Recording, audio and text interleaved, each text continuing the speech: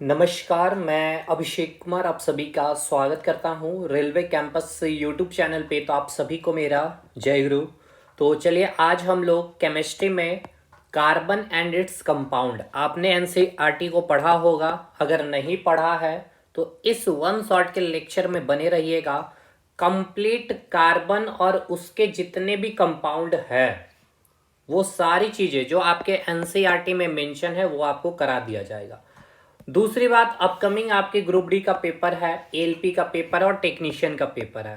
तो जैसे ही हम इस वन शॉट के वीडियो को ख़त्म करेंगे तो इसके सारे पूछे गए सवाल अभी 2018 से लेकर के 2025 तक वो सारे टॉपिक वाइज मैं आपको करा रहा हूँ। जैसे बायोलॉजी में आपने देखा टिश्यू के, जैसे ये एनिमल टिश्यू हो चाहे प्लांट टिश्यू, और फिर अब हम लोग सेल के ऊपर वीडियो लाने वाले हैं जिसका वन शॉट वीडियो रहेगा। फिर 2018 से लेके 25 तक के वो सारे सवाल रहेंगे, जैसे कि ये मैंने करवा दिए प्लांट और एनिमल टिश्यू के। फिर फिजिक्स में मैंने आपको ग्राफ से रिलेटेड पूरा कंसेप्ट भी दिया है, और उसका एक छोटा वीडियो था, आधे घंटे का ही वो वीडियो था, जिसमें मैंने क्वेश्चन करवाए हैं जो आपके रेलवे ने पूछे हैं। उसका एक और सेक्शन मैं लेकर के आऊंगा जिसमें बेसिक बेसिक स्टेटमेंट बेस्ड, यानी कि जैसे कि यूनिफॉर्म एक्सेलरेशन है और उसके अकॉर्डिंग 4 ऑप्शन आपको दे दिया है रेलवे ने, तो उसको कैसे अटेम्प्ट करेंगे वो सारी चीजें मैं आपको करवा दूंगा। तो पहले आज कुछ भी चीजें लिखनी नहीं है, पहले देख लीजिए, कुछ भी चीजें नहीं लिखनी है। हर चीजों को यहाँ पर एकदम सिस्टमेटिक वे में एग्जाम के पॉइंट ऑफ व्यू से, और सबसे इंपॉर्टेंट जो एनसीईआरटी की हर एक लाइन होगी विथ डायग्राम सब चीज मेंशन है। तो फोकस करना है चीजों को समझने पे, ठीक है, बस मेरा ये मकसद है। बाकी आप कंप्लीट साइंस एक बार आप हमारे साथ पढ़िए, ठीक है, मतलब कि समय आपको बहुत कम लगेगा और हर एक चीज को कंप्लीट करवा दिया गया है। थ्योरी हो चाहे न्यूमेरिकल्स हो चाहे क्वेश्चन प्रैक्टिस हो या फिर नोट्स है, आप हमारा एप्लीकेशन इंस्टॉल कर लीजिएगा। फोकस स्टडी विद अभी के नाम से मिलेगा, कमेंट सेक्शन में भी मिल जाएगी आपको लिंक। तो चलिए आज का सेशन हम लोग स्टार्ट करते हैं, ठीक है। देखिए सबसे पहले अगर इस चैप्टर के नाम पर आते हैं तो नाम में क्या है चीजें उसको पहले समझना होगा आपको। देखिए यहाँ पे है क्या, आपको कार्बन है, यानी कि सबसे पहले हम लोग समझेंगे कार्बन के बारे में। पूरा कार्बन की जितनी भी पॉइंट है हर एक एक पॉइंट को हम लोग पहले कवर करते हैं। उसके बाद कार्बन के कंपाउंड पे आएंगे, यानी कि उसके यौगिक पे हम लोग आएंगे। बिल्कुल बाइलिंगुअल क्लास रहती है, कंटेंट भी आप देख सकते हैं बिल्कुल बाइलिंगुअल रहेगा। संयोजकता यानी कि वैलेंसी, आउटर सेल 72 कक्षा, बैलेंस सेल, मतलब हर एक चीज है यार, इतना है कि आप आराम से हर एक चीज को कर लेंगे। चलिए अब हम सबसे पहले क्या करेंगे, कार्बन की पूरी एक एक चीज को हम लोग क्या करते हैं, कंप्लीट करते हैं। सबसे पहले हमें यह बताइए कार्बन क्या है। तो कार्बन एक पदार्थ है, यानी कि कार्बन पदार्थ कहने का मतलब क्या है, एक मैटर है ना। क्यों ये मैटर है अब ये भी आपको बताना पड़ेगा, ये मैंने बता रखा है। हम अगर कार्बन को पदार्थ कह रहे हैं या मैटर कह रहे हैं तो क्यों कह रहे हैं, क्योंकि मैंने आपको बताया था कि अगर कोई भी वस्तु अगर वो पदार्थ है तो वो 2 कंडीशन को सेटिस्फाइड करेगी। कौन से 2 कंडीशन थे, सबसे पहला कंडीशन ये है कि उसका अपना क्या होगा भाई, उसका अपना कुछ ना कुछ तो मास होगा, यानी कि भार होगा, है ना, यानी कि कह सकते हैं वेट होगा। दूसरा, वो क्या करेंगे, आप कहीं भी उसको रख दीजिएगा तो वो स्पेस को ऑक्युपाई करेगी, यानी कि स्थान को छेकती है। तो आपको पता होना चाहिए कंप्यूटर की अगर जब बात करते हैं तो इसके एटॉमिक नंबर कितनी है भाई, 6 है। एटॉमिक मास कितना है, ये हो गया परमाणु संख्या, ये हो गया परमाणु द्रव्यमान, ये कितना आप बोलते हैं 12। तो देखिए कार्बन का क्या हो गया, अपना मास हो गया। अब कार्बन से बने बहुत सारे कंपाउंड है, जैसे कि आपने हीरा हो गया, आपने देखा है ग्रेफाइट को देखा, तो आप उसको कहीं भी अगर इस हीरे को रख दिए हैं तो क्या इसने स्थान को छेका नहीं, स्पेस को ऑक्युपाई नहीं किया, बिल्कुल किया। यानी कि आपका ये दोनों कंडीशन, कार्बन का अपना कुछ ना कुछ तो मास होता ही है और वो स्पेस को भी ऑक्युपाई करती, इसलिए हमने इसको क्या कहा सर, पदार्थ का। क्लियर है यहाँ तक चीजें, ठीक है। अब पदार्थ में भी हम पदार्थ को 3 भाग में बांटते हैं। एक होता है आपका मेटल, ठीक है, एक क्या होता है आपका मेटल यानी कि जिसे हम कहते हैं धातु।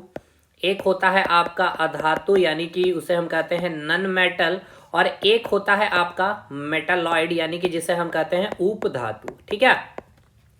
अब पदार्थ में, ठीक है, ये जो कार्बन है ये पदार्थ में क्या है, मेटल है, या नन मेटल है या फिर मेटलॉइड है, तो याद रखिएगा कार्बन क्या है, एक अधातु है। कार्बन क्या है आपका, एक अधातु है, यानी हम इसे क्या कहेंगे, कार्बन एक नन मेटल है। क्लियर है भाई। चलिए अब आगे बढ़िए। अब यह पदार्थ को आप ये भी आपको किताबों में मिलेगा, हम इसे बोल सकते हैं तत्व, क्योंकि देखिए इसको मैंने बहुत अच्छे से एक्सप्लेनेशन किया है मैटर चैप्टर में, क्योंकि एक चैप्टर ही हमने पूरा कंप्लीट 14 लेक्चर में कवर किए हैं मैटर के बारे में, जिसमें मैंने आपको आगे बताया भी था एलिमेंट क्या होता है, फिर कंपाउंड क्या होता है, इसके बीच के डिफरेंस को मैंने बताया, कैसे चीज़ों को पहचान करेंगे, वो हर एक चीज़ हमने वहाँ पे कवर किया। ठीक है, तो चलिए यहां तक चीजें क्लियर है। कार्बन क्या है, एक पदार्थ है।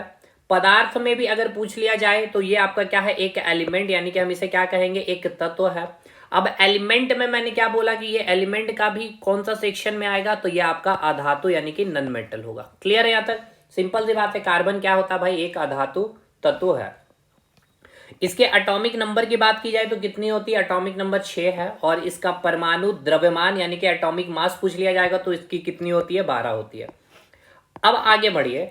आपने पीरियोडिक टेबल पढ़ रखा है, हमने भी करवा रखा है। जैसे कि आप यहाँ पे जब देखेंगे, उसके बाद ये आपका मैं एक पीरियोडिक टेबल पहले बना दूं, ठीक है।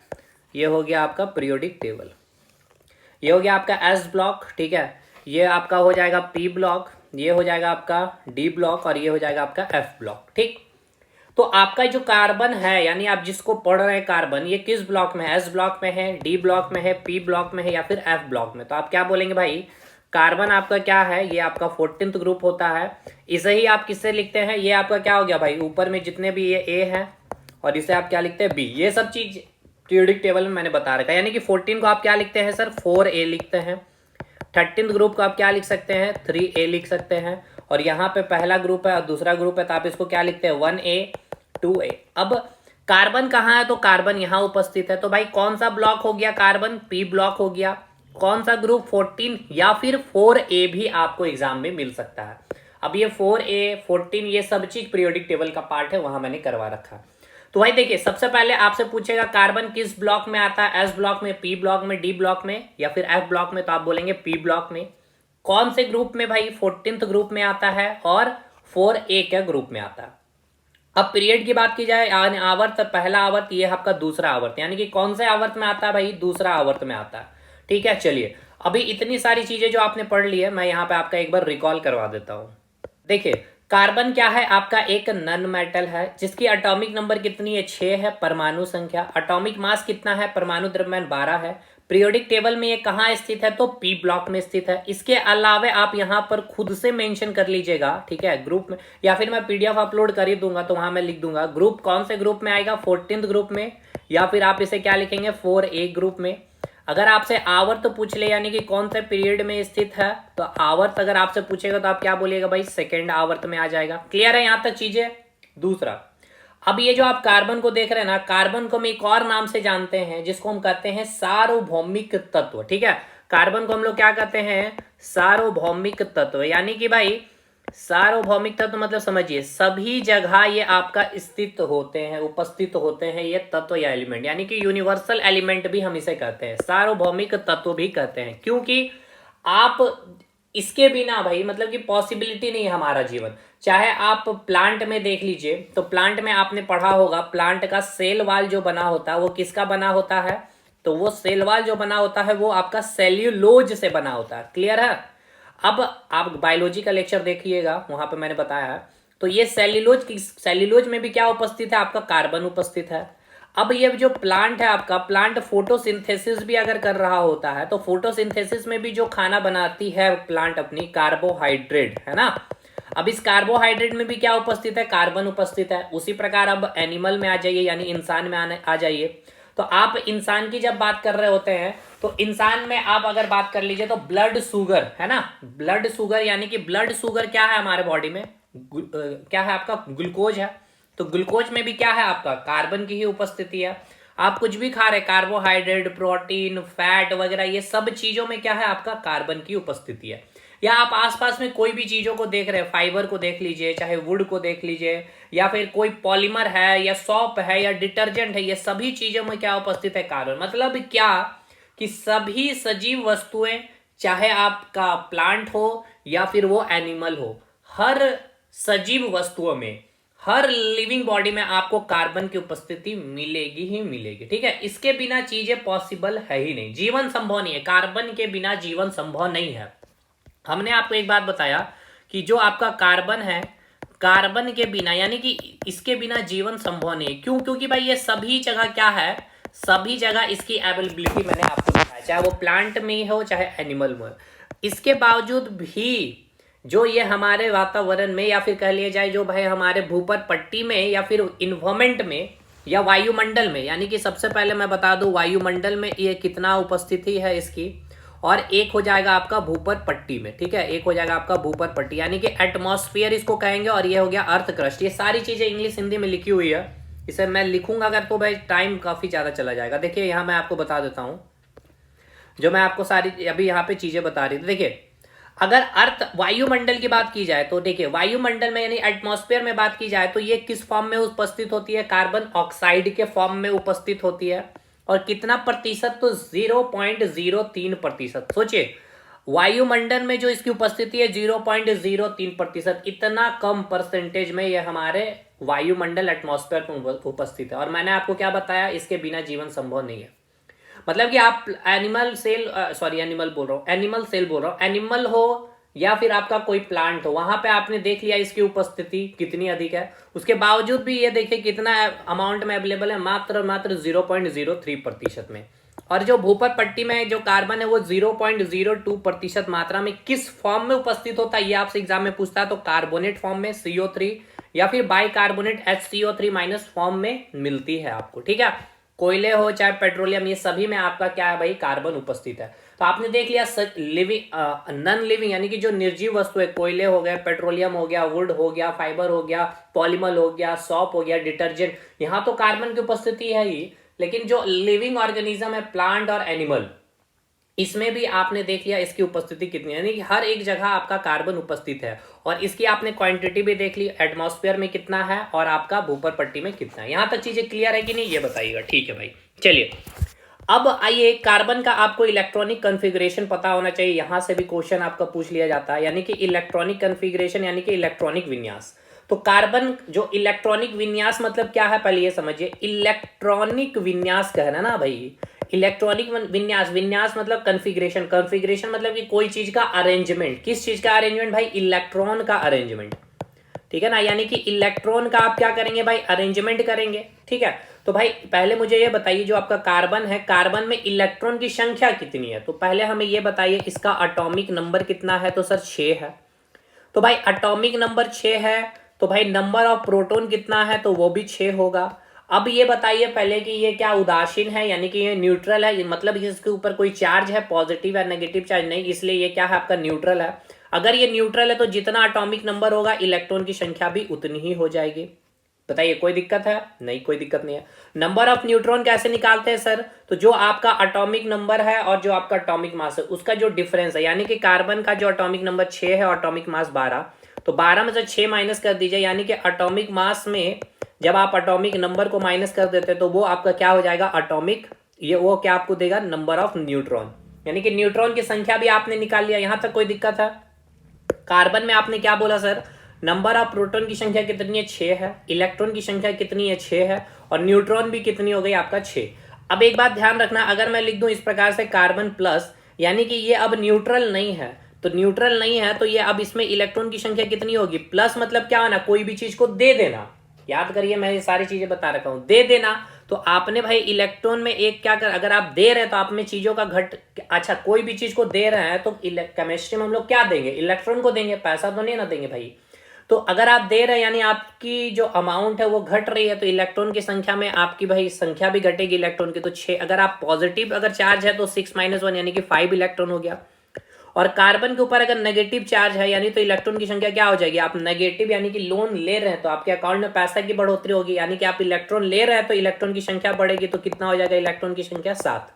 ठीक है, लेकिन अभी हम लोग बात कर रहे हैं एक न्यूट्रल एटम यानी कि भाई कार्बन जिसके ऊपर कोई भी चार्ज नहीं है, तो इलेक्ट्रॉन की संख्या कितनी है भाई, ये मुझे पहले ये बताना था कि इलेक्ट्रॉन कैसे फाइंड आउट करते हैं। यानी कि अब हम इसको अरेंज करेंगे इस इलेक्ट्रॉनिक कॉन्फ़िगरेशन में। तो चलिए इसका अरेंजमेंट करते हैं, कैसे हम लोग लिखते हैं, 1s2 2s2 तो कितना इलेक्ट्रॉन हो गया, 2 2 4 और कितना बच गया भाई, 2 इलेक्ट्रॉन और बच रहा है, 2 इलेक्ट्रॉन को और अरेंज करना है तो 2p2। ठीक है, यहां तक चीजें क्लियर है। अब इसको आप कैसे लिख सकते हैं, 2 या 4, इसमें भी इलेक्ट्रॉनिक कन्फिग यानी कि ये k ऑर्बिट हो गया आपका, l ऑर्बिट हो गया। इसको आप क्या बोलते हैं भाई, ये आपका कोर इलेक्ट्रॉन इसको आप बोलते हैं, और ये आपका आउटर सेल हो गया, या फिर आप इसको वैलेंस सेल का भी नाम देते हैं।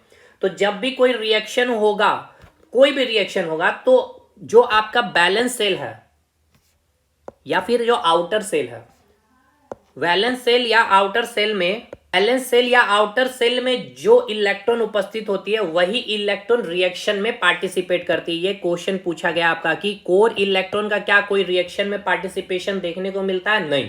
ठीक है, यानी ये जो आपका इलेक्ट्रॉन है, ये जो 2 इलेक्ट्रॉन है, ये रिएक्शन में पार्टिसिपेट नहीं करती है। कौन पार्टिसिपेट करता है भाई, तो जो बैलेंस सेल या फिर जो आउटर सेल में जो इलेक्ट्रॉन की उपस्थिति है, वही इलेक्ट्रॉन क्या करते हैं, वही इलेक्ट्रॉन क्या करते हैं भाई, रिएक्शन में भाग लेते हैं। मतलब ये कि जैसे कार्बन, पहले ये बताइए कि अभी हमें ये बताइए कि आउटर मोस्ट सेल में उपस्थित इलेक्ट्रॉन की संख्या कितनी है, कार्बन में 4 इलेक्ट्रॉन है। ठीक है, यानी कि कार्बन के आउटर मोस्ट सेल में उपस्थित इलेक्ट्रॉन की संख्या कितनी है, 4 इलेक्ट्रॉन है। तो आउटर मोस्ट सेल में उपस्थित इलेक्ट्रॉन की संख्या जितनी होगी वही उसकी क्या होती है, वैलेंसी होती है, यानी उसको हिंदी में कहते हैं संयोजकता। कितनी होगी संयोजकता, 4 हो गया। और बैलेंस इलेक्ट्रॉन भी कितना हो जाएगा, जितना 72 कक्षा में इलेक्ट्रॉन है, जितना 72 कक्षा में इलेक्ट्रॉन उतना ही बैलेंस इलेक्ट्रॉन होता है। यानी कि जो संयोजकता कितनी है, 4 है, यानी कि कार्बन के 72 कक्षा में इलेक्ट्रॉन की संख्या कितनी है, 4 है। ठीक है भाई, अब देखिए कार्बन को क्या करना है, अपने आप को स्टेबिलिटी करना। स्टेबिलिटी करने के लिए क्या करता है, कोई भी इलेक्ट्रॉन, सॉरी कोई भी एटम, अष्टम नियम, ऑक्टेट रूल है एक, जिसको हम एटॉमिक स्ट्रक्चर में हम लोग ने पढ़े हैं। ऑक्टेट रूल मतलब कि वो अपने आप को क्या कर लेगा भाई, अपने 72 कक्षा में 8 इलेक्ट्रॉन करने की कोशिश करेगा। ठीक है, 8 इलेक्ट्रॉन करने की कोशिश करता है। एक्सेप्शन एक आपको याद रखना है कि आपका जो हीलियम है, केवल यही है जो अपनी स्टेबिलिटी केवल 72 कक्षा में 2 इलेक्ट्रॉन करके रख लेता है। यानी कि 72 कक्षा में इसके, क्योंकि इसके पास इसकी जो एटॉमिक नंबर है वो क्या है भाई, सॉरी इसके पास जो नंबर ऑफ इलेक्ट्रॉन कितना होता है, 2। तो नोबेल गैस का एक एक्सेप्शन याद रखेगा, हीलियम, जिसकी स्टेबिलिटी 2 इलेक्ट्रॉन 72 कक्षा में होनी चाहिए। ऑक्टेट रूल को फॉलो नहीं करता, एक्सेप्शन है ये। बाकी जितने भी एटम्स आप देख रहे हैं सभी को क्या करना पड़ता है, स्टेबिलिटी के लिए 8 इलेक्ट्रॉन अपने 72 कक्षा में रखना होगा। ठीक है, तो भाई अभी इसके पास कितना है, 4 इलेक्ट्रॉन है, 1 इलेक्ट्रॉन, 2 इलेक्ट्रॉन, 3 इलेक्ट्रॉन, 4 इलेक्ट्रॉन। ठीक है, तो अब समझ लीजिए अगर 72 कक्षा में 1 इलेक्ट्रॉन है, 2 इलेक्ट्रॉन है या फिर 3 इलेक्ट्रॉन है, तो कोई भी एटम के पास अगर 72 कक्षा में इतना इलेक्ट्रॉन है, 1 या 2 या 3, तो उसको क्या करता है, वो डोनेट कर देते हैं।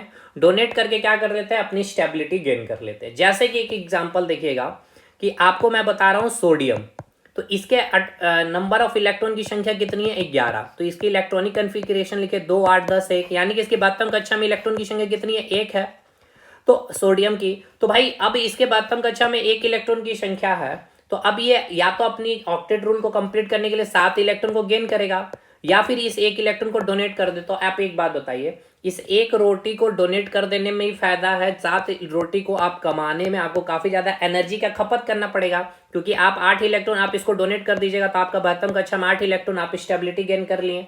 उसी प्रकार अगर 72 कक्षा में अगर आपका 5 इलेक्ट्रॉन है, 6 इलेक्ट्रॉन है या फिर 7 इलेक्ट्रॉन है, ठीक है, जैसे कि क्लोरीन, तो इसके बाद इसकी जो नंबर ऑफ इलेक्ट्रॉन की संख्या कितनी है, 17। तो इलेक्ट्रॉनिक कन्फिग्रेशन लिखे 2 8 7, यानी कि क्लोरीन के 72 कक्षा में कितना इलेक्ट्रॉन हो गया आपका, 7।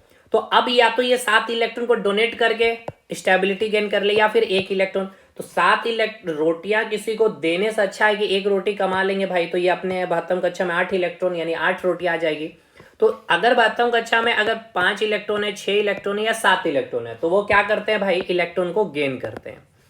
लेकिन अगर 72 कक्षा में 4 आ जाए तो उस केस में अब क्या कर होता है, शेयरिंग होता है। ठीक है, यानी कि आप एक व्यक्ति हैं, ठीक है, और एक व्यक्ति और हैं आपके दोस्त। अब दोनों को एक बुक चाहिए, ठीक है। अब इस बुक की कीमत है 10 रुपए, समझिएगा, इनके पास भी 5 रुपए, इनके पास भी 5 रुपए है। तो अब या तो ये हो सकता है कि 5 रुपए आप इसको दे दीजिए या 5 रुपए ये इसको दे देगा, तो 10 रुपए हो गए, कोई एक व्यक्ति खरीद लेगा। या तो फिर इससे ज्यादा अच्छा है, इससे ज्यादा अच्छा क्या करेगा भैया, हम लोग शेयरिंग कर लेते हैं, शेयरिंग में पुस्तक खरीद लेते हैं। ठीक है, तो दोनों मिल करके शेयरिंग करके इस पुस्तक को खरीद लिए, दोनों अपने नीड के अकॉर्डिंग पुस्तक को पढ़ेंगे। या तो अभी आपको नीड है तो आप पढ़िए, उसके बाद हम, या फिर जैसे कि ये कोई व्यक्ति है, ये किताब की कीमत है 10 रुपए, इसके पास 9 रुपए है, इसके पास 1 रुपए। अब या तो ये व्यक्ति को क्या कर दे, ये 9 रुपए दे दे, या फिर 1 रुपया इसको दे दे, भाई तू ही ले ले, तू पढ़ ले। तो भाई इस केस में क्या होगा, डोनेशन हो गया, यानी ये वाला केस हो गया, ठीक है। और गेन वाला केस भी आपको समझा दिया। तो अब ये समझ में आ गया कि कार्बन के बातम कक्षा में कितने इलेक्ट्रॉन की संख्या, भाई 4 इलेक्ट्रॉन है। इट मीन्स यहाँ पे ना तो इलेक्ट्रॉन का डोनेशन होगा, ना ही इलेक्ट्रॉन को यहाँ पर गेन किया जाएगा। तो यहाँ पे क्या होगा, शेयरिंग ऑफ इलेक्ट्रॉन होगा। क्या होगा यहाँ पे, इलेक्ट्रॉन का शेयरिंग होगा। तो अब समझिएगा, देखिए तो यहाँ पे क्या होगा, मैंने क्या बोल दिया, यहाँ पे कार्बन क्या करेंगे भाई, इलेक्ट्रॉन का शेयरिंग करेंगे, ठीक है। अब देखिएगा ध्यान पूर्वक से, अब मैं इसके इलेक्ट्रॉन को अरेंज करके दिखाता हूँ, ठीक है। समझिएगा, देखिए जैसे कि ये कोई आपका कार्बन का एटम है, यहाँ पे क्या हो गया, आपका केंद्रक हो गया, ठीक है। ये आपका क्या हो गया, न्यूक्लियस हो गया। एक और कक्षा, क्योंकि आपने देखा है इसका इलेक्ट्रॉनिक कन्फिग्रेशन किया था 6 इलेक्ट्रॉन का। यहाँ पे देखिए के और एल, 2 ऑर्बिट है, के और एल है भाई। यहाँ पे मैं आपको बना दे रहा हूँ, जैसे 6 इलेक्ट्रॉन है तो 2 4, यानी 2 ऑर्बिट हो गया, एक के हो गया, एल हो गया, के और एल। तो ये आपका क्या है, के है, और ये क्या आपका एल है। तो के ऑर्बिट में कितने इलेक्ट्रॉन है, 2 इलेक्ट्रॉन है। तो चलिए 2 इलेक्ट्रॉन हम लोग दिखा देते हैं यहाँ पे, ठीक है। 1 इलेक्ट्रॉन और 2 इलेक्ट्रॉन। एल में कितना है, 4 इलेक्ट्रॉन है। तो चलिए 4 इलेक्ट्रॉन दिखा देता हूँ, 1 2 3 4, ठीक है। ये जो हो गया आपका क्या, कोर इलेक्ट्रॉन हो गया। समझिएगा, ये कभी भी रिएक्शन में पार्टिसिपेट नहीं करेगा, ठीक है। ये केमिकल रिएक्शन में पार्टिसिपेट नहीं करेगा, यानी ये जो मैंने आपको दिखाया था ना यहाँ पे कोर इलेक्ट्रॉन, ये कौन करेगा, आउटर सेल में उपस्थित जो इलेक्ट्रॉन, यानी कि बैलेंस सेल, यानी कि यहाँ का जो इलेक्ट्रॉन है आउटर से आउटर ऑर्बिट में, वो क्या करेगा, इलेक्ट्रॉन रिएक्शन में पार्टिसिपेट करेगा। तो कार्बन जो है ये चार, अब ये क्या करेगा भाई, अब जैसे कि यहाँ पे मैं आपको बताता हूँ कि इसके पास, अब जैसे कि कार्बन है, इसके पास कितने electron, 1 electron, 2 electron, 3 electron, 4 electron. अब इधर मैं आपको हाइड्रोजन एक ले लिया हूँ, इसके बाद तम कक्षा में 1 इलेक्ट्रॉन है, तो इलेक्ट्रॉन की संख्या इसके पास 1 है, इसके पास भी 1 है, इसके पास भी 1 है, और ये आपका एक हाइड्रोजन, इसके पास भी 1 है। तो अब इस केस में हाइड्रोजन क्या करेगा भाई, मैंने क्या बताया था, हीलियम स्टेबल है, इसके बातम कक्षा में कितने इलेक्ट्रॉन है, 2 इलेक्ट्रॉन है। तो हाइड्रोजन के बातम कक्षा में 1 इलेक्ट्रॉन, अब ये क्या करेगा, 8 इलेक्ट्रॉन करना चाहेगा, नहीं, ये 2 इलेक्ट्रॉन करके खुद को स्टेबल करना चाहेगा। तो इसके पास अभी 1 इलेक्ट्रॉन है, तो ये क्या करेगा, इस कार्बन के साथ 1 इलेक्ट्रॉन को शेयरिंग कर लेगा, ठीक है। 1 इलेक्ट्रॉन को शेयर कर लिए। तो अब देखिए हाइड्रोजन के पास 2 इलेक्ट्रॉन होकर के अपने आप को स्टेबल कर लिया है, कर लिया। अब बारी है किसकी बारी है, अब है कार्बन की बारी। कार्बन के पास 4 इलेक्ट्रॉन तो है, अब इसका एक हाइड्रोजन का इसको शेयरिंग कर लिया, इस हाइड्रोजन से 1 इलेक्ट्रॉन ले लिया, शेयरिंग कर लिया, और इससे कर लिया, और इससे कर लिया। तो अब देखिए 8 इलेक्ट्रॉन हो गया, ये 1 इलेक्ट्रॉन, ये 2 इलेक्ट्रॉन, 3 इलेक्ट्रॉन, ये 4 इलेक्ट्रॉन। आपने देखा जो पहले से ऑलरेडी है कार्बन के पास। अब इसने 4 इलेक्ट्रॉन को शेयरिंग किया, देखिए एक ये हो गया आपका, ये दूसरा हो गया, ये आपका तीसरा हो गया, ये 4। तो टोटल 8 इलेक्ट्रॉन कार्बन यानी कि आउटर मोस्ट सेल में आ गया। तो ये क्या हुआ भाई, यहाँ पे शेयरिंग ऑफ इलेक्ट्रॉन है, ठीक है ना। क्या हो रहा है यहाँ पे, शेयरिंग। तो ये इलेक्ट्रॉन क्या हो रहा है भाई, रिएक्शन में, केमिकल रिएक्शन में पार्टिसिपेट कर रहा है। समझ में आ गया। कोर इलेक्ट्रॉन ये जो आप देख रहे हैं ये पार्टिसिपेट नहीं कर रहा। चलिए यहां तक तो चीजें क्लियर है भाई। अब आगे समझिएगा, ध्यान पूर्वक यहां पे चीजों को समझिएगा। तो इलेक्ट्रॉन का मैंने यहाँ पे क्या बताया भाई, यहाँ पे क्या होता है, शेयरिंग ऑफ इलेक्ट्रॉन होता है। कार्बन जो क्या करती है, कार्बन इलेक्ट्रॉन को ना तो डोनेट करती है ना ही गेन करती है, क्या करती है, शेयरिंग करके बंधन बनाती है। जैसे आपने अभी देखा कार्बन यहाँ हाइड्रोजन के साथ बंधन बनाया, इस प्रकार से बंधन बना ना भाई। अब एक बात बताइए, ये जो आप एक बॉन्ड का जो फिगर बनाया ना आपने, ये कार्बन का 1 इलेक्ट्रॉन था, ये हाइड्रोजन का 1 इलेक्ट्रॉन, ये कार्बन का 1 इलेक्ट्रॉन, हाइड्रोजन का 1 इलेक्ट्रॉन, कार्बन का 1 इलेक्ट्रॉन, हाइड्रोजन का 1 इलेक्ट्रॉन, ये कार्बन का, ये हाइड्रोजन का। यानी कि एक बॉन्ड, ये जो आपने एक बॉन्ड का साइन बनाया, इस एक बॉन्ड में कितने इलेक्ट्रॉन का इन्वॉल्वमेंट है, एक हाइड्रोजन एक कार्बन, यानी कि एक बॉन्ड में 2 इलेक्ट्रॉन है। अगर मैं डबल बॉन्ड इस तरह से दिखाऊं, यानी कि यहाँ पे कितने इलेक्ट्रॉन का इन्वॉल्वमेंट हो गया, 1 2 3 4, यहाँ पे कितने इलेक्ट्रॉन, 4 इलेक्ट्रॉन का इन्वॉल्वमेंट हो गया। अगर मैं ट्रिपल बॉन्ड बना रहा हूं तो यहाँ पे कितने इलेक्ट्रॉन हो गया, 1 2 3 4 5 6। ये सब मैं ऐसा ही नहीं किया भाई, ये सब आपके एग्जाम का पूछा गया क्वेश्चन है, सब चीज समझते चलिए, ठीक है। चलिए यहां तक चीजें क्लियर है। तो ये जो बॉन्ड बना है ना, इस बॉन्ड को क्या भाई, ये कैसे हुआ बॉन्ड बना है, इलेक्ट्रॉन को शेयरिंग करके, है ना, ये इलेक्ट्रॉन को शेयरिंग करके बना। तो ये जो बॉन्ड बनता है इसे हम क्या कहते हैं, कोवैलेंट बॉन्ड कहते हैं। इसे हम क्या कहते हैं मेरे दोस्त, कोवैलेंट बॉन्ड कहते हैं। क्लियर है भाई, यानी हिंदी में हम इसे क्या कहते हैं, साथ संयोजक बंधन, ठीक है, साथ संयोजक बंधन। और ये जो बॉन्ड होता है, ये बॉन्ड कैसा होता है, स्ट्रॉन्ग काफी होता है। क्यों स्ट्रांग होता है, क्योंकि जो कम कार्बन है ना, कार्बन की जो साइज होती है, due to small size, due to small size, ये जो बॉन्ड होता है इनके बीच में, ये बॉन्ड क्या होता है, काफी स्ट्रांग होता है। क्लियर है यहाँ तक चीजें? बताइए यहाँ तक हर एक पॉइंट को समझ में आप पाए हैं या नहीं पाए, ये बताइए। क्या देखिए, हमने एक बार फटाफट चीज़ों को मैं आपको रिवाइज कराता हूँ क्या क्या हमने बताया। हमने आपको बताया कार्बन के बारे में। देखिए बहुत तो सारी चीज़ें थी जो आपको जाननी होगी, यहाँ से क्वेश्चन बनता है। सबसे पहले आपने क्या क्या देखा, देखिए फटाफट रिवीजन करते चलिए। कार्बन क्या है, एक अधातु है, ठीक है। कार्बन क्या है आपका, एक अधातु है। एटॉमिक नंबर 6, एटॉमिक मास 12 है। कार्बन की जो उपस्थिति आपने देख लिया, ये हर जगह इसकी उपस्थिति है, इसलिए हम इसे क्या नाम देते हैं, सार्वभौमिक तत्व यानी कि यूनिवर्सल एलिमेंट का नाम भी देते हैं। वायुमंडल में इसकी उपस्थिति देख लिया 0.03%, और अब भूपर पट्टी यानी अर्थ में 0.02%, बहुत ही कम मात्रा में उपस्थित होने के बावजूद भी इसकी बिना जीवन संभव नहीं है। चाहे प्लांट में देख लीजिए, चाहे एनिमल में देख लीजिए, चाहे निर्जीव वस्तु, हर जगह आपको कार्बन मिलेगा ही मिलेगा। फिर इसके बाद आपने क्या देखा, हाँ इसकी उपस्थिति देखा आपने, कहाँ है, पी ब्लॉक में है, कौन से ग्रुप में, 14 ग्रुप में, और या फिर 4A ग्रुप में, और कौन सा पीरियड में, तो ये आवर्त दूसरा आवर्त होता है। नेक्स्ट आपने देखा कि इसके इलेक्ट्रॉनिक कन्फिग्रेशन, तो इलेक्ट्रॉन की संख्या कितनी है, 6 है। तो इलेक्ट्रॉनिक कन्फिग्रेशन जब आपने किया तो आपने क्या पाया, 2 4, यानी कि k ऑर्बिट, यानी कितने कक्षा होंगे, 2 कक्षा होंगे, ठीक है भाई। अब यहाँ पे आपने देखा कि इसके 72 कक्षा में कितने इलेक्ट्रॉन उपस्थित है, 4 इलेक्ट्रॉन है। तो हमने आपको अभी बताया कि अगर 72 कक्षा में आउटर मोस्ट शेल में 1 2 3 है तो वो डोनेट करेंगे, 5 6 7 है तो वो गेन करेंगे, और अगर 72 कक्षा में अगर 4 इलेक्ट्रॉन है तो वो क्या करते हैं, शेयरिंग ऑफ इलेक्ट्रॉन करते हैं। तो कार्बन के 72 कक्षा में 4 इलेक्ट्रॉन है, तो ये इलेक्ट्रॉन के साथ क्या करेंगे, शेयरिंग करेंगे। तो ये जो शेयरिंग करके जो बॉन्ड बनता है उसे हम क्या नाम देते हैं, कोवैलेंट बॉन्ड, यानी कि सहसंयोजक बंधन। और कार्बन कार्बन के बीच में, जैसे कि मैं आपको दिखाऊं, देखिए ये कार्बन है भाई, और ये एक कार्बन है आपका, ठीक है। और यहाँ पे आपका एक हाइड्रोजन हो गया, इधर एक हाइड्रोजन, ये हाइड्रोजन, ये हाइड्रोजन, तो ये आपका क्या हो गया भाई, एक बॉन्ड इधर बन गया, देखिए है ना। कार्बन के पास 4 इलेक्ट्रॉन है, तो 4 इलेक्ट्रॉन इसको शेयर करना पड़ेगा ना दोस्त, तो ये एक बॉन्ड ऐसे कर लिया, या फिर आप इसको ऐसे बना लीजिए, ठीक है। तो भाई अब ये कितना इधर हो गया, हाइड्रोजन, 2 हाइड्रोजन हो गया, ठीक है। ये ऑर्गेनिक केमिस्ट्री में स्टार्ट करने वाला हूँ एप्लीकेशन में, वहाँ ये सब चीज़ मैं बताऊंगा, ये कैसे चीज़ें चलती है, इसका नोमेनक्लेचर वगैरह सब, या फिर आप ऐसे भी बना सकते हैं, ठीक है। चलिए ये हो गया आपका हाइड्रोजन, ये हो गया आपका हाइड्रोजन, ये हो गया हाइड्रोजन, ये हो गया हाइड्रोजन, ये हाइड्रोजन, ये हाइड्रोजन, ये हाइड्रोजन, ये हाइड्रोजन, ये हाइड्रोजन, ये हाइड्रोजन।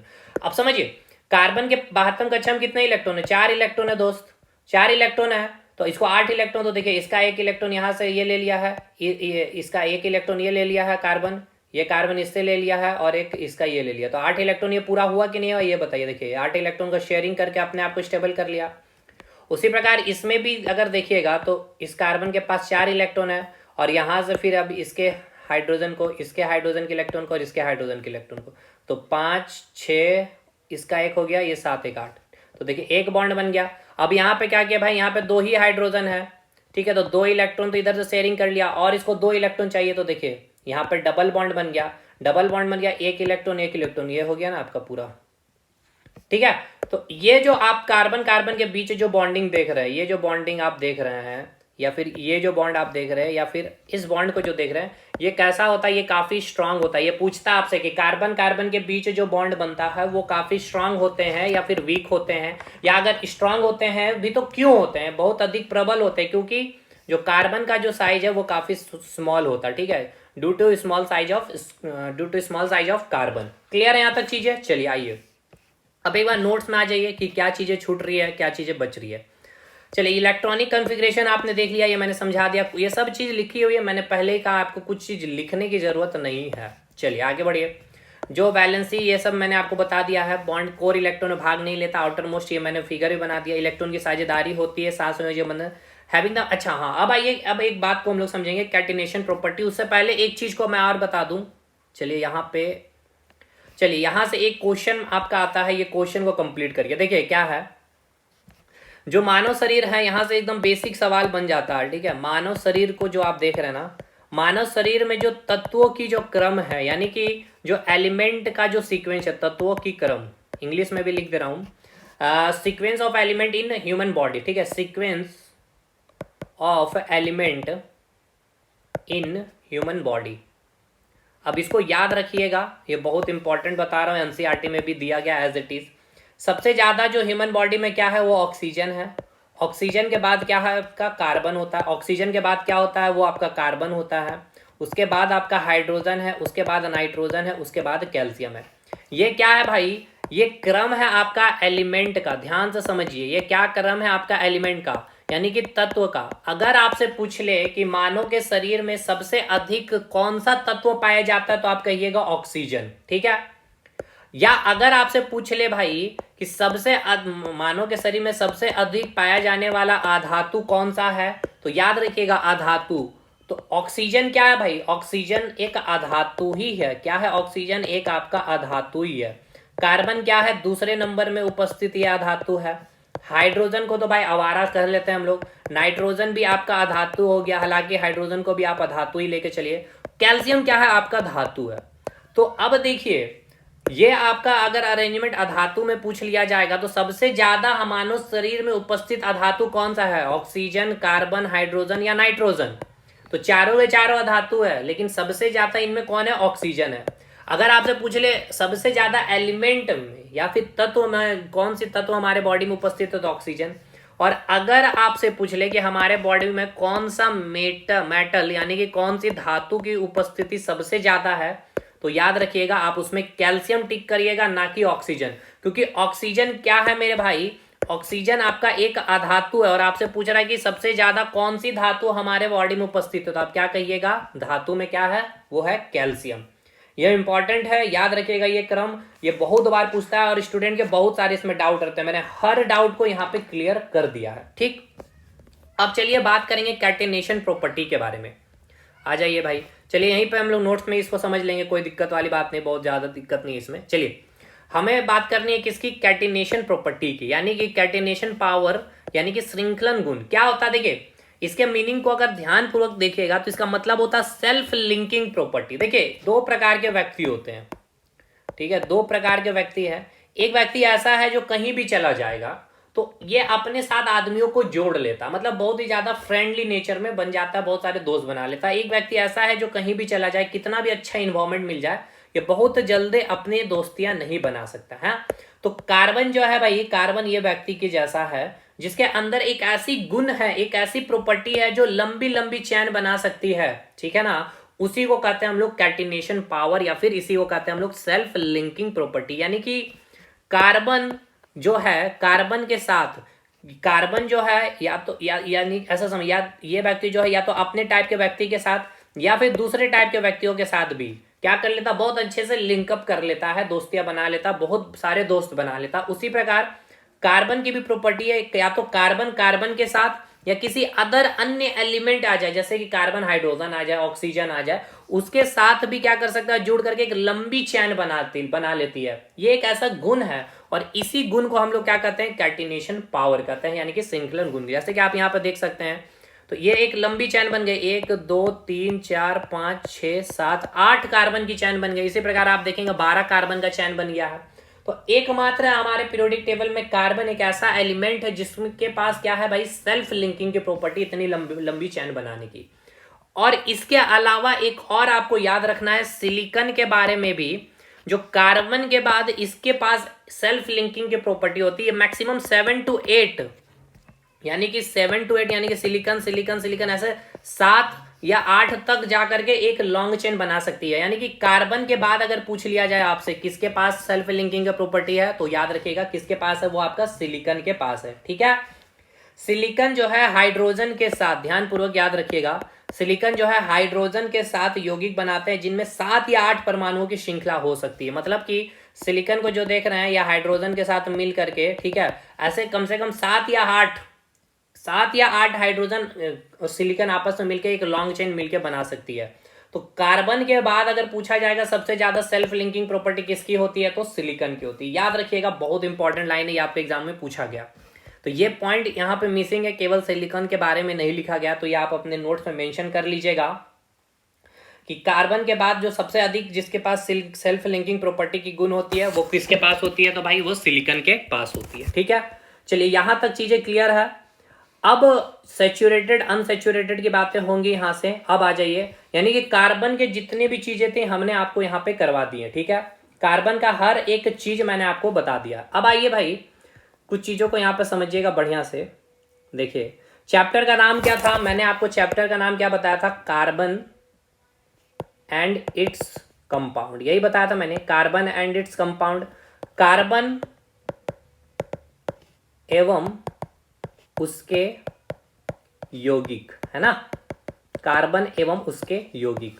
तो भाई ये कार्बन आपको मैंने हर एक एक चीज, हर एक एक लाइन, हर एक एक पॉइंट, जितनी एनसीईआरटी में है, जितनी आपके एग्जाम के लिए इंपॉर्टेंट है, वो सब चीज मैंने करवा दिया। ठीक है सर। अब हम इसके बात करेंगे कंपाउंड की। तो सबसे पहले तो आपको समझना होगा ना कि कंपाउंड कहते किसको है, यानी कि यौगिक कहते किसको है।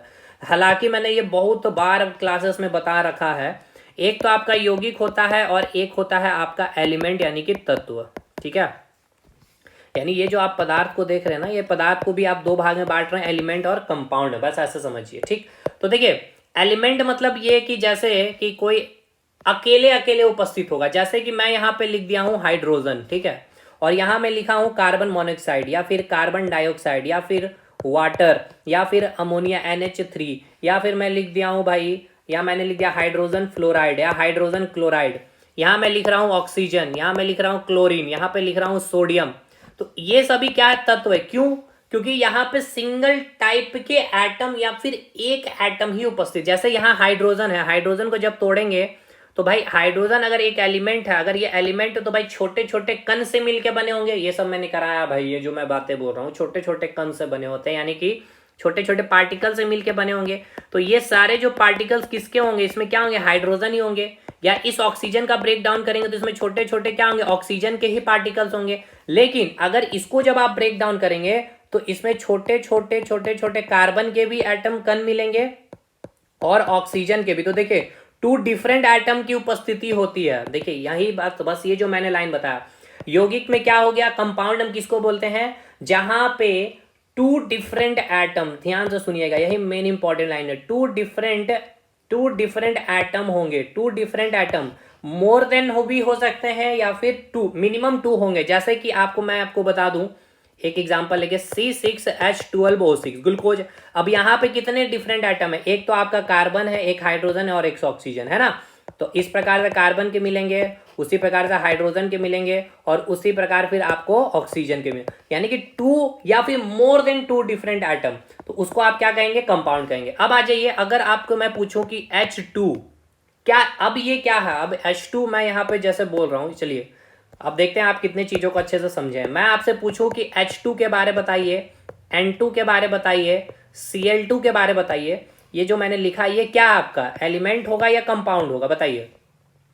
कुछ नहीं करना भाई, आपको देखना है कंपाउंड के लिए कि क्या इसमें मिनिमम दो डिफरेंट आइटम है, आप इसको ब्रेक डाउन करिए। पहले इसको हाइड्रोजन, दो हाइड्रोजन है, ठीक है भाई, अब इसको ब्रेक डाउन करिएगा तो इसमें जो छोटे छोटे जो पार्टिकल मिलेंगे किसके मिलेंगे, हाइड्रोजन के ही मिलेंगे।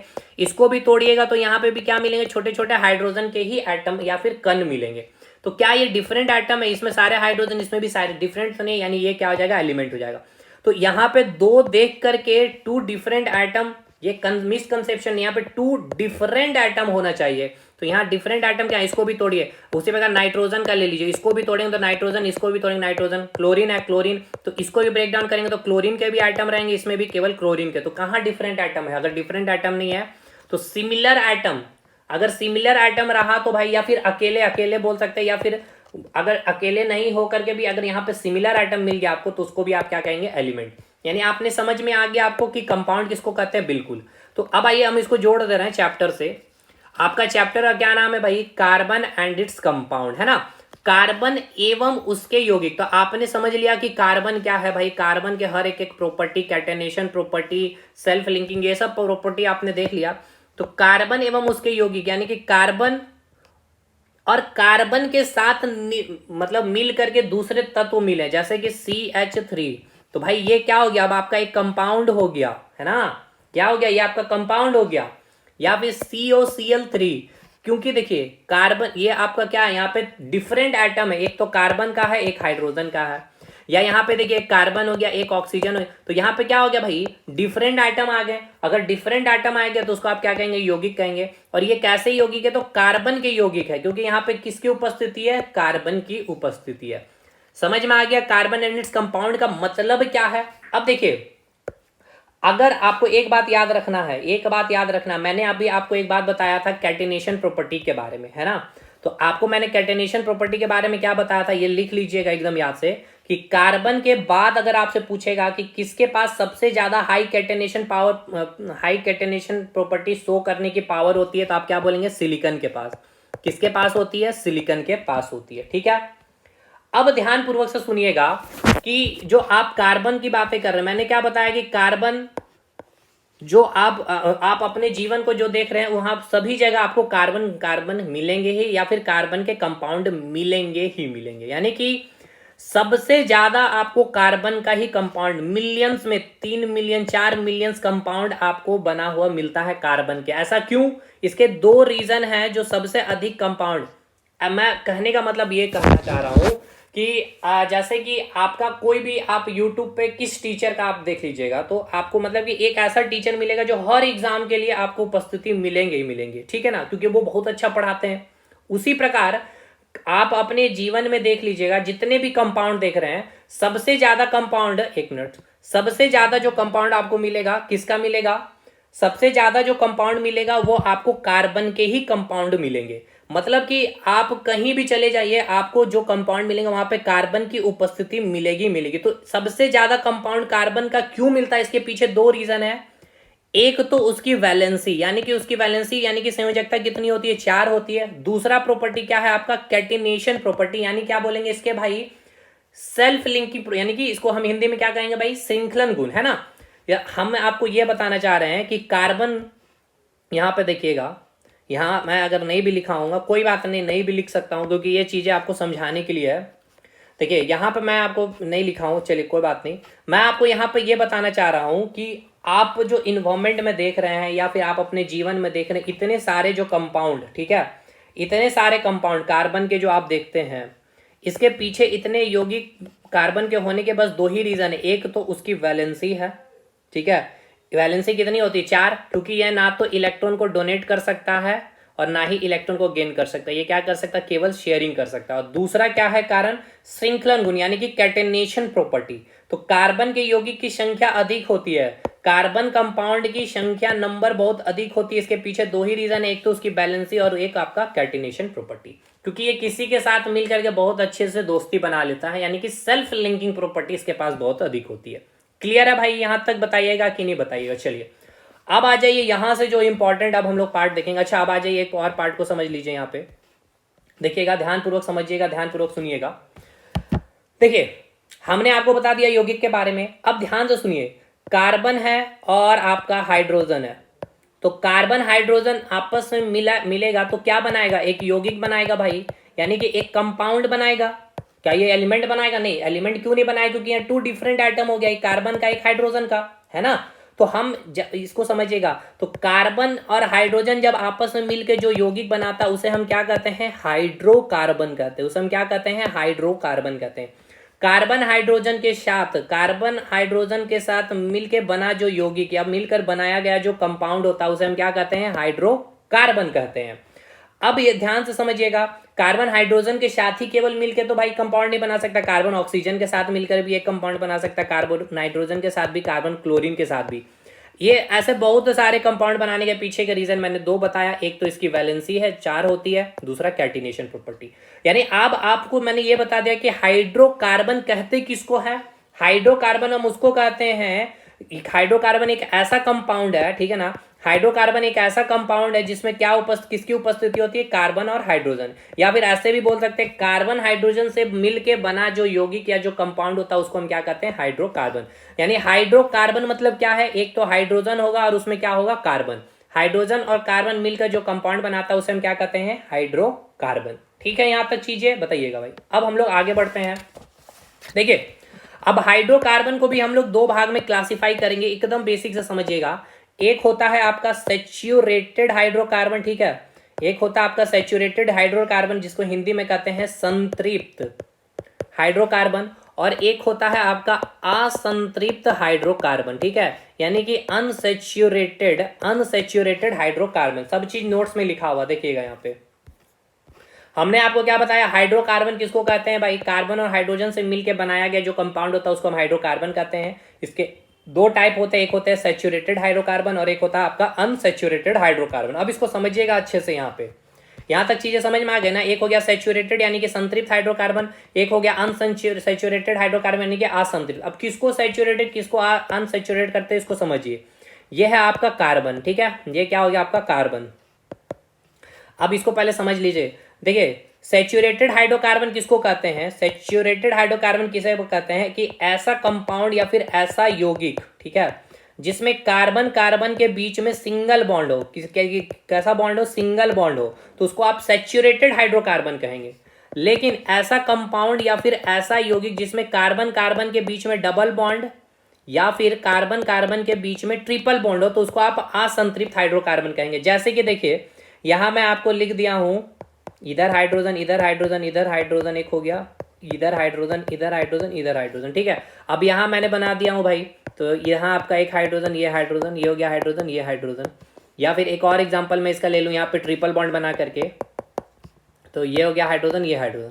तो देखिए ये आपका क्या कंपाउंड है भाई, इसको अगर आप देखेंगे ध्यानपूर्वक से, ठीक है, इसको अगर आप ध्यानपूर्वक देखिए तो इसको आप लिखेंगे 2 कार्बन है, 2 कार्बन कितना हाइड्रोजन है, 3 3 6, 1 2 3 और इधर भी 3 है, ठीक है। तो C2H6 है, ठीक है ना। ये क्या है, C2H6 है। तो भाई ये क्या एक कंपाउंड है, यानी ये क्या है भाई मेरे भाई, ये एक आपका यौगिक है। क्यों यौगिक है, क्योंकि 2 डिफरेंट एटम है, एक कार्बन और एक हाइड्रोजन। उसी प्रकार अगर आप इसको देखिएगा तो यहाँ पे कितने कार्बन है, 2 कार्बन है और कितने हाइड्रोजन है, 4 है, यानी कि C2H4 हो गया। ये भी क्या एक कंपाउंड है, ठीक है। अब इसको देखेंगे तो C2H2, ये भी क्या हो गया आपका एक कंपाउंड है, यानी एक यौगिक, क्योंकि 2 डिफरेंट एटम है। लेकिन ये जो आपका कंपाउंड है C2H6 जो कंपाउंड है, इसमें कार्बन कार्बन के बीच में कितना बॉन्ड है, एक बॉन्ड यानी सिंगल बॉन्ड, इसलिए हम इसको क्या कहेंगे, सैचुरेटेड हाइड्रोकार्बन। हाइड्रोकार्बन क्यों कर रहे हैं, क्योंकि यहाँ पे हाइड्रोजन भी इसके साथ है, यानी कि कार्बन हाइड्रोजन का ये कंपाउंड है जिसमें कार्बन कार्बन के बीच एक सिंगल बॉन्ड उपस्थित है। अब अनसैचुरेटेड हम इसको इसलिए कह रहे हैं क्योंकि यहाँ पे कार्बन कार्बन के बीच में, यानी कि यहाँ पे एक ऐसा कंपाउंड है, एक ऐसा हाइड्रोकार्बन है जिसमें कार्बन कार्बन के बीच में डबल बॉन्ड है या फिर ट्रिपल बॉन्ड है, तो उसे हम क्या कहेंगे, अनसैचुरेटेड हाइड्रोकार्बन, ठीक है। अब आइए यहाँ पे थोड़ा सा, अब इसको मैं यहाँ पे जो बताना चाह रहा था, ये भी देखिए, ये ऑर्गेनिक केमिस्ट्री का पार्ट, इसको हम लोग ऑर्गेनिक केमिस्ट्री में बहुत डिटेल में देखेंगे, देखिएगा। तो यहाँ पे कार्बन कार्बन के बीच में सिंगल बॉन्ड है, तो इसके साथ कितने 3 हाइड्रोजन हो गए, C2H6 आपने देखा था ना यहाँ पे C2H6, ठीक है। इसके बाद एक आपने अभी देखा था C2H4 देखा था, यानी यहाँ पे कार्बन कार्बन के साथ में क्या था, डबल बॉन्ड था। ये हो गया हाइड्रोजन, इधर क्या आपका हाइड्रोजन, ये सारे, ठीक है, ये आपका हाइड्रोजन है। और एक आपने क्या देखा भाई, C2H2, यहाँ पे कार्बन कार्बन के बीच में क्या था, ट्रिपल बॉन्ड था, एक आपका हाइड्रोजन इधर, एक हाइड्रोजन इधर, ठीक है, ये आपके हाइड्रोजन हो गया। तो अब यहाँ पे समझिएगा, यहाँ पे क्या है, कार्बन कार्बन के बीच में सिंगल बॉन्ड है, कार्बन कार्बन के बीच में क्या है, सिंगल बॉन्ड। यहाँ मैं लिख रहा हूँ, यहाँ क्या है आपका सिंगल बॉन्ड है, सिंगल बॉन्ड है, ठीक है। तो इसे ही हम क्या का नाम दे देते हैं, अल्केन का। ये हम करेंगे डिटेल ऑर्गेनिक केमिस्ट्री में, परेशान मत, इसको क्या कहेंगे, अल्केन। या फिर हम इसी को क्या कहते हैं भाई, सैचुरेटेड हाइड्रोकार्बन, यानी कि जो भी अल्केन हो, ठीक है, अल्केन यानी कि अंत में क्या लगेगा, N, यानी अंत में क्या लगेगा, N। और यहाँ पे कितने कार्बन है, 1 है और 2 है, तो 2 कार्बन है, यानी क्या मीथेन, सॉरी मीथेन इथेन है ना, यानी कि 2 के लिए हम क्या यूज करते हैं, इथेन, इथ यूज करते हैं, तो इथ हो गया और ANE इसका लग गया। ये मैं सारा नाम लिखने भी सिखाऊंगा। ये देखिए कैसे मैंने लिखा, 1 के लिए हम लोग क्या यूज करते हैं, देखिए 1 कार्बन है तो हम क्या लिखते हैं, मिथ लिखते हैं, 2 है तो क्या लिखते हैं, इथ लिखते हैं, 3 है तो क्या लिखते हैं, प्रोप लिखते हैं, 4 है तो क्या लिखते हैं, ब्यूट लिखते हैं, 5 है तो क्या लिखे, पेंट लिखते हैं, ठीक है। तो बस अब यहाँ पे हमने देख लिया 2 कार्बन है मेरे दोस्त, 2 कार्बन है। अगर 2 कार्बन है तो हम इसके लिए क्या लिखेंगे, इथ लिखेंगे, ठीक है, क्या लिखेंगे, इथ लिखेंगे। और उसके बाद क्या लगेगा, ANE। ANE क्यों लगेगा, क्योंकि ये अल्केन है। अल्केन क्यों है, क्योंकि यहाँ पे कार्बन कार्बन के बीच में सिंगल बॉन्ड है। अब यहाँ पे आ जाइए, यहाँ पे कितना कार्बन है, 2 कार्बन है, तो हम क्या लिखेंगे, इथ लिखेंगे। लेकिन कार्बन कार्बन के बीच में यहाँ डबल बॉन्ड है, अगर डबल बॉन्ड होगा तो उसे हम क्या कहते हैं, अल्कीन कहते हैं। हम इसे क्या कहते हैं, अल्कीन कहते हैं। इसे हम क्या कहते हैं, कीन कहते हैं, यानी कि अंत में क्या लगेगा, इन, ENE, इन लग जाएगा, यानी ये क्या हो गया आपका, इथीन हो गया। ये डबल बॉन्ड है कार्बन कार्बन के बीच में, यानी ये क्या हो जाएगा आपका, अनसैचुरेटेड। ये भी क्या हो जाएगा, अनसैचुरेटेड, क्योंकि ट्रिपल बॉन्ड है। और अगर ये ट्रिपल बॉन्ड है तो इसे हम क्या कहते हैं, अल्काइन कहते हैं। तो यहाँ पे कार्बन कितने, 2 है, यानी कि इथ हो जाएगा। और यहाँ पे क्या जुड़ेगा, YNE। ये खैर ऑर्गेनिक केमिस्ट्री में बताएंगे, इसको उतना ज्यादा अभी डिटेल नहीं करेंगे, ठीक है। यहाँ तक चीजें क्लियर है कि नहीं भाई, ये भी आपको पता है ना, 5 है तो पेंटेन होता है, 6 होगा तो ये सब हम देख लेंगे, हेक्सेन हो जाएगा, 7 क्या हेप्टेन, 8 है तो ऑक्टेन, 9 है तो नॉनेन हो जाएगा, 10 है तो डेकेन, ठीक है। चलिए यहाँ तक चीजें समझ में आ गई आपको। चलिए एक बार यहाँ पे आ जाइए नोट्स में। हमने आपको बताया क्या कि सैचुरेटेड हाइड्रोकार्बन ऐसा कंपाउंड जिसमें कार्बन कार्बन के बीच में क्या होगा, सिंगल बॉन्ड होगा, उसे आप अल्केन कहते हैं। और जो उससे कंपाउंड जो बनता है उसे हम क्या कहते हैं, सैचुरेटेड। यानी कि कार्बन कार्बन के बीच में अगर सिंगल बॉन्ड है और वो सिंगल बॉन्ड मिलकर अगर कोई कंपाउंड बना रहा है तो उसे हम सैचुरेटेड हाइड्रोकार्बन कहेंगे। और ऐसा कंपाउंड जिसमें डबल बॉन्ड कार्बन कार्बन के बीच में या ट्रिपल बॉन्ड हो उसे अनसैचुरेटेड करते हैं। सिंगल बॉन्ड है इसलिए हमने इसको क्या कहा, अल्केन कह दिया। डबल बॉन्ड है तो हमने क्या कह दिया, अल्कीन कह दिया। और अगर ट्रिपल बॉन्ड है तो हमने इसको क्या कह दिया, अल्काइन कह दिया। चलिए अब आ गया ये, यहां से अब यौगिक कंपाउंड को देखेंगे, डिस्कशन करेंगे। वेरी वेरी इंपॉर्टेंट पार्ट अब यहां से स्टार्ट हो रहा है, ध्यानपूर्वक देखिएगा। देखिए अधिकांश जो कार्बन के यौगिक है, ये भी पॉइंट याद रखिएगा, ये भी क्वेश्चन पूछता है कि जो मैक्सिमम कार्बन के यौगिक मिलने का कारण तो मैंने बता दिया, और जो अधिकांश जो कार्बन के यौगिक होते हैं यानी कि मैक्सिमम जो कार्बन कंपाउंड या फिर बोल सकते हैं कार्बन के जो यौगिक या फिर कंपाउंड जो होते हैं वो कैसे होते हैं, विद्युत के, वो विद्युत के कुचालक होते हैं। विद्युत के क्या होते हैं, कुचालक। ये सब चीज लिखा हुआ, विद्युत का कुचालक मतलब क्या होता है, बैड कंडक्टर, ठीक है, बैड कंडक्टर ऑफ इलेक्ट्रिसिटी। यानी कि कार्बन के जो कंपाउंड है, यानी कार्बन से निर्मित जितने भी यौगिक होंगे, यानी जहां पे भी कार्बन की उपस्थिति होगी, मैक्सिमम यहां वर्ड यूज किया गया, सभी नहीं लिखा गया, ऑल यौगिक नहीं लिखा, क्योंकि अभी मैं आपको दिखाऊंगा कि कार्बन से ही निर्मित या फिर कहा जाए कार्बन का ही एक ऐसा रूप जिसमें आप देखेंगे हीरा, ग्रेफाइट। तो हीरा तो भाई कार्बन है उसमें, तो वो आपका विद्युत का कुचालक है, ठीक है। और मैंने अभी बताया भी कि अधिकांश मैक्सिमम जो कार्बन के यौगिक क्या होते हैं, कुचालक होते हैं। लेकिन जो ग्रेफाइट है जिसमें कार्बन की उपस्थिति होने के कारण भी वो विद्युत के कुचालक ना होकर विद्युत के सुचालक यानी कि गुड कंडक्टर ऑफ इलेक्ट्रिसिटी होते, जिससे इलेक्ट्रॉन जिसमें करंट आराम से प्रवाह कर सकती है। तो ये पॉइंट याद रखिएगा कि मैक्सिमम जो कार्बन के कंपाउंड होते हैं वो विद्युत के क्या होते हैं, गुड कंडक्टर नहीं होते हैं, बैड कंडक्टर होते हैं। चलिए यहां तक चीजें क्लियर है।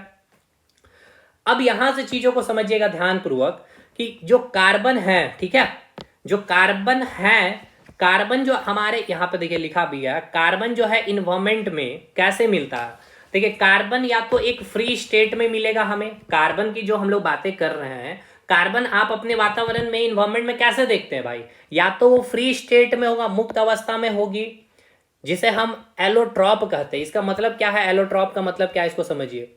एलोट्रॉप का मतलब यह है कि एक व्यक्ति के कई रूप, ठीक है ना, जैसे ये एक व्यक्ति है, यही एक व्यक्ति यानी कि ये एक कार्बन है, यानी इसी एक व्यक्ति के बहुत सारे आपने रूप देखा। अब आपने इसको घर में फैमिली के साथ देखा तो इसको एक अलग रूप में देखा आपने, इसको आपने अगर अपने दोस्त के साथ देख लिया, ये फैमिली के साथ रहा तो एक अलग रूप था, अपने दोस्तों के साथ जब इसको आपने देखा तो इसका एक अलग रूप था, और इसको जब आपने ऑफिशियली अपने वर्क में जब आपने इसको देखा तो ये एक अलग रूप में दिखा, ठीक है। तो आपने इसके क्या है भाई, इसका आप इस व्यक्ति के तीन रूप है, व्यक्ति वही, लेकिन आपने इसके तीन रूप देख लिए। तो इसी को हम लोग क्या कहते हैं, एलोट्रॉप। यानी कि कार्बन जो है, कार्बन के ही आपको कई सारे रूप मिलेंगे, ठीक है। कार्बन के उसमें उपस्थित क्या है भाई, कार्बन ही है, इसमें भी उपस्थित कार्बन ही है, उसमें भी उपस्थित कार्बन ही है, लेकिन इसके बहुत सारे रूप मिलेंगे। यानी इसका मतलब ये यहाँ पे देखिए भाई मैंने लिखा, कार्बन जो है इन्वायरमेंट में आपको क्या मिलेगा, या तो फ्री स्टेट में मिलेगा, और अगर वो फ्री स्टेट में मिल रहा है यानी कि अकेले मिल रहा, मुक्त अवस्था में मिल रहा, तो वो एलोट्रॉप के रूप में मिलेगा। जैसे ये व्यक्ति है भाई, तो इसके कई सारे रूप में, ये अकेले ही यहाँ उपस्थित है ना, ये कार्बन भी अकेले उपस्थित है, तो इसको हम क्या कहते हैं, एलोट्रॉप कहते हैं। एलोट्रॉप का मतलब क्या है, इसको भी समझिए। देखिए एलोट्रॉप कहने का मतलब क्या है कि इसकी फिजिकल प्रॉपर्टी केवल चेंज हो जाती है, ठीक है, फिजिकल प्रॉपर्टी केवल चेंज होती है, लेकिन केमिकल प्रॉपर्टी में कोई चेंज नहीं होती। यानी कि केवल भौतिक अवस्था इसका बदलती है, लेकिन इसके जो रासायनिक गुण है वो चेंज नहीं होती। जैसे कि देखिए ये व्यक्ति यहाँ पे जो देख रहे हैं, यहाँ पे जो फैमिली के साथ रहता है तो बहुत ही ज्यादा नॉर्मल कूलिंग स्टाइल में रहता है, फिजिकली आप देखें कहीं सो गया, कहीं बैठ गया, जैसे तैसे ड्रेसिंग स्टाइल में, लेकिन उसके अंदर जो कैरेक्टरिस्टिक है वो भाई फिक्स है, जो उसकी गुण है, ठीक है, चाहे फैमिली के साथ रहे चाहे दोस्त के साथ रहे, जैसा बिहेवियर है, बोलने का जो स्टाइल है वही रहेगा। लेकिन जब दोस्त के साथ रहेगा तो एक अलग तरीके से उसका फिजिकली उसका प्रेजेंटेशन आप देखेंगे, तो यहाँ भी फिजिकली अलग है, यहाँ भी फिजिकल, लेकिन भाई जो अंदर में जो उसकी आत्मा है, जो सोल है, वो तो एक ही है। अब ये जब आपने वर्किंग प्रोफाइल में जब चला गया, वर्किंग करने चला गया जॉब में, तो भाई उसका आप वहां पे भाई एकदम अटेंशन होकर के बैठा हुआ, यहाँ पे भी फिजिकली चेंज, लेकिन आत्मा तो एक ही है। उसी प्रकार ये कार्बन का जो अलग अलग आप रूप देखते हैं, एक रूप देखिएगा कार्बन का ही हीरे के रूप में, ठीक है। हीरा क्या है, कंप्लीट और कंप्लीट केवल और कार्बन है। ग्रेफाइट, ग्रेफाइट क्या है, कंप्लीट और कंप्लीट कार्बन है। उसके बाद फुलरीन, फुलरीन क्या कंप्लीट और कंप्लीट क्या है कार्बन है। तो ये हीरा ग्रेफाइट कार्बन का ही एक रूप है जिसकी फिजिकल स्ट्रक्चर आपको अलग अलग दिखाऊंगा मैं आपका इसका स्ट्रक्चर बना के, लेकिन इसकी जो प्रॉपर्टी होगी, जो प्रॉपर्टी कार्बन की वही प्रॉपर्टी इसके अंदर भी होगी। ठीक है, तो वही एलोट्रॉप का मतलब ये मैंने बताया कि जिसकी फिजिकल प्रॉपर्टी केवल क्या होती है, चेंज हो जाती है, लेकिन केमिकल प्रॉपर्टी चेंज नहीं होती है। ठीक है, तो देखिए यहां पे वही बताया गया आपको कि संयुक्त रूप से देखिए, अब देखिए एक, अब एलोट्रॉप कहते किसको है, जब कार्बन क्या होगा, फ्री स्टेट में होगा, यानी कि मुक्त अवस्था में होगा, अकेले होगा। लेकिन अगर कंपाउंड के में अगर कार्बन के साथ कोई दूसरा भी कंपाउंड है, जैसे हाइड्रोजन हो गया, ऑक्सीजन हो गया, तो या तो एक फ्री स्टेट में मिलेगा एलोट्रॉप के फॉर्म में, या तो ठीक है, या तो कार्बन संयुक्त रूप से कंबाइंड फॉर्म में कंपाउंड के रूप में मिलेगा। जैसे कि आप देखते हैं भाई CH3 देख लिए, ठीक है, मीथेन देख लेते हैं आप, या फिर आप बहुत सारे और भी कंपाउंड का डिस्कशन करते हैं। COCl3 हो गया आपका, CO2 हो गया आपका, कार्बन डाइऑक्साइड हो गया, कार्बन मोनोऑक्साइड हो गया। तो यहां पे भी तो कार्बन की उपस्थिति आप देख रहे हैं, लेकिन ये क्या अकेले है, नहीं, ये कंबाइंड फॉर्म में है। तो ये हम लोग को अभी नहीं पढ़ना, ठीक है, ये हम लोग नन मेटल में आपको बहुत सारी चीजें बता चुका हूं, और इसको हम लोग कुछ ऑर्गेनिक केमिस्ट्री में भी पढ़ेंगे। ठीक है, तो उसको अलग करके अभी हम लोग रखेंगे। जब अल्केन पढ़ेंगे, अल्किन अल्काइन पढ़ेंगे ना, तो वहां पे जैसे कि कार्बन का एक कंपाउंड देखेंगे, मीथेन के बारे में सब चीज देख लेंगे। तो हम लोग अभी आपको समझ में आया कि हम आपको अभी क्या बताना चाह रहे हैं। हम आपको ये बता रहे हैं कि कार्बन एंड इट्स यौगिक चैप्टर में आपने कार्बन के बारे में समझ लिया। यौगिक होता क्या है, कंपाउंड होता है जिसमें 2 डिफरेंट एटम होते हैं। कार्बन के यौगिक, कार्बन कंपाउंड मतलब कि एक ऐसा कंपाउंड जिसमें कार्बन के साथ अन्य तत्व उपस्थित होंगे, हाइड्रोजन, ऑक्सीजन, नाइट्रोजन होंगे। अगर कार्बन के से निर्मित जो कंपाउंड होंगे और उसमें कार्बन कार्बन के बीच में, ठीक है, अगर डबल बॉन्ड होगा, सिंगल बॉन्ड होगा, ट्रिपल बॉन्ड होगा, तो उसको क्या कहेंगे, अगर सिंगल बॉन्ड होगा तो सैचुरेटेड कार्बन कहेंगे, और डबल या ट्रिपल बॉन्ड होगा तो उसे हम अनसैचुरेटेड हाइड्रोकार्बन कह देंगे। अब ये कार्बन हमारे इन्वायरमेंट में क्या है, या तो हमें 2 रूप में मिलेगी, एक तो फ्री स्टेट मुक्त अवस्था में मिलेगी, तो हम उसको एलोट्रॉप का नाम देंगे, यानी अकेले स्थित होगा, केवल और केवल कार्बन होगा। जैसे कि एलोट्रॉप में अकेले, यानी कि डायमंड यानी कि हीरा, इसमें केवल क्या है, कार्बन ही होगा। ग्रेफाइट, इसमें केवल कार्बन है और कुछ नहीं है भाई। फुलरीन, केवल और केवल कार्बन ही है। लेकिन अगर अभी आपने देखा कार्बन डाइऑक्साइड की बात किया, तो यहाँ पे भी कार्बन है, लेकिन कार्बन कंबाइंड किसके साथ, ऑक्सीजन के साथ। तो 2 रूप में आपने कार्बन को देख लिया इन्वायरमेंट में, एक तो फ्री स्टेट में जिसको हमने एलोट्रॉप का नाम दिया, और एक जो होता है कंबाइंड फॉर्म में होता है जिसको हम कंपाउंड के नाम से जानते हैं। ठीक है, यहां तक चलिए। अब प्रकृति, ये अब हम लोग मेनली हम लोगों को पढ़ना क्या है, ये हमें पढ़ना है एलोट्रॉप्स के बारे में। तो एलोट्रॉप्स के बारे में चलिए पढ़ते हैं कि प्राकृतिक जो है रूप से, प्राकृतिक रूप से यानी कि नेचुरली जो है कार्बन के 3 एलोट्रॉप्स होते हैं। हम लोग 4 एलोट्रॉप्स वैसे बोलेंगे, ठीक है, 4 एलोट्रॉप्स होते हैं। कितने होते हैं, 4 एलोट्रॉप्स होते हैं। कौन कौन होते हैं वो मैं अभी आपको बताऊंगा, एकदम परेशान नहीं होना, ठीक है। कितने एलोट्रॉप्स होते हैं भाई, 4 एलोट्रॉप्स होते हैं। अब पहले एलोट्रॉप्स का मतलब क्या होता है, तो यानी कि जिसकी यानी एलोट्रॉप मतलब क्या है, हिंदी में इसको क्या बोलेंगे, अपर रूप। यहां लिखा गया ना अपर रूप, यानी एक व्यक्ति के कई रूप, ठीक है, बस ऐसे समझिए। तो एक व्यक्ति है, बस उसके कई रूप है, ठीक है, एक आदमी उसके कई रूप। तो इसमें क्या होते हैं, फिजिकल प्रॉपर्टी क्या होती है भाई, चेंज हो जाती है, डिफरेंट होती है, लेकिन केमिकल प्रॉपर्टी सेम होती है। पूछता है, अब एक एक करके सबसे पहले हम लोग डायमंड के बारे पढ़ते हैं, ठीक है। सबसे पहले हम लोग डायमंड के हर एक एक पॉइंट को डिस्कशन करते हैं, ठीक। देखिए जो डायमंड है, डायमंड कहने का मतलब आपको समझ में आ जाना चाहिए कि ये कार्बन का एक एलोट्रॉप्स है, यानी कि अपर रूप है। इसका मतलब ये कि इस डायमंड में क्या उपस्थित है, केवल और केवल कार्बन, फ्री स्टेट में केवल और केवल कार्बन उपस्थित है। तो देखिए ये कैसा है, एक एलिमेंट है, ये एक हार्डेस्ट एलिमेंट होता है। एलिमेंट में भी ये क्या है, तो अधातु है। देखिए यहाँ मैंने लिखा ये क्या है, अधातु है। क्यों अधातु है भाई, क्योंकि इसमें क्या उपस्थित है, केवल और केवल कार्बन उपस्थित है। तो आपसे पूछेगा हार्डेस्ट एलिमेंट, सबसे हार्डेस्ट एलिमेंट या सबसे कठोर तत्व या सबसे कठोर अधातु कौन है, तो आप क्या कहेंगे, डायमंड, ठीक है, क्या कहेंगे, डायमंड यानी कि हीरा। हीरा किससे मिलकर बनाया भाई, अच्छा अगर शुद्ध हीरा की पहचान करनी है ना, तो आप कैसे पहचान करेंगे, तो शुद्ध हीरा को जब आप जला रहे होंगे, ठीक है, in the presence of oxygen, तो आपको कौन सा गैस का रिलीज देखने को मिलेगा, अगर कार्बन डाइऑक्साइड रिलीज होते हुए मिलता है तो वो शुद्ध कार्बन होगी, ठीक है, शुद्ध कार्बन की पहचान है वो, ठीक। चलिए, डायमंड की जो मेल्टिंग पॉइंट है और बॉइलिंग पॉइंट वो सबसे अधिक होती है, यानी कि उच्च होती है। गलनांक और जो क्वथनांक होती है वो क्या होती है, उच्च होती है। डायमंड का मेल्टिंग पॉइंट अप्रॉक्स याद रखना है 4,500 से 4,500 या 4,700 भी इसी के आसपास के रेंज में होता है। एग्जैक्ट आपको हर किताब में अलग अलग मिलेगी, ठीक है। अब देखिए मैंने क्या बताया था कि कार्बन से निर्मित जितने भी कंपाउंड है, या फिर कार्बन की बात कर ले तो भाई कार्बन क्या एक आपका अधातु है। अगर अधातु है तो मैंने नन मेटल चैप्टर में पढ़ाया है, क्या होता है भाई नन मेटल एक क्या होता है, बैड कंडक्टर ऑफ इलेक्ट्रिसिटी होती है, यानी कि जिससे इलेक्ट्रिसिटी प्रवाह नहीं होती है। तो भाई कार्बन एक नन मेटल है, लेकिन केमिस्ट्री में क्या है एक्सेप्शन होता है। तो अभी आप आगे देखेंगे कि कार्बन का ही एक एलोट्रॉप, कार्बन से ही बना एक आपका एलोट्रॉप है जिसको हम ग्रेफाइट कहेंगे, जिसमें करंट आराम से पास हो रही होगी, यानी उसमें है कार्बन ही लेकिन फिर भी उससे कार्बन इलेक्ट्रॉन पास होगी। तो एक्सेप्शन, केमिस्ट्री में एक्सेप्शन है। लेकिन डायमंड कैसा है, तो एक बैड कंडक्टर ऑफ इलेक्ट्रिसिटी, ठीक है ना, बैड कंडक्टर ऑफ इलेक्ट्रिसिटी। हीरा जो है विद्युत का कुचालक होता है। इसके पीछे का रीजन समझिए। देखिए इलेक्ट्रिसिटी चैप्टर में मैंने आपको पढ़ाया था फिजिक्स में कि जो इलेक्ट्रिसिटी है, ठीक है, यानी कि इलेक्ट्रिसिटी की जो आप बातें करते हैं, चलिए यहां पे देख लिया जाए। इलेक्ट्रिसिटी की जो आप बातें करते हैं ना, देखिए इलेक्ट्रिसिटी यानी कि विद्युत धारा जिसे आप कहते हैं।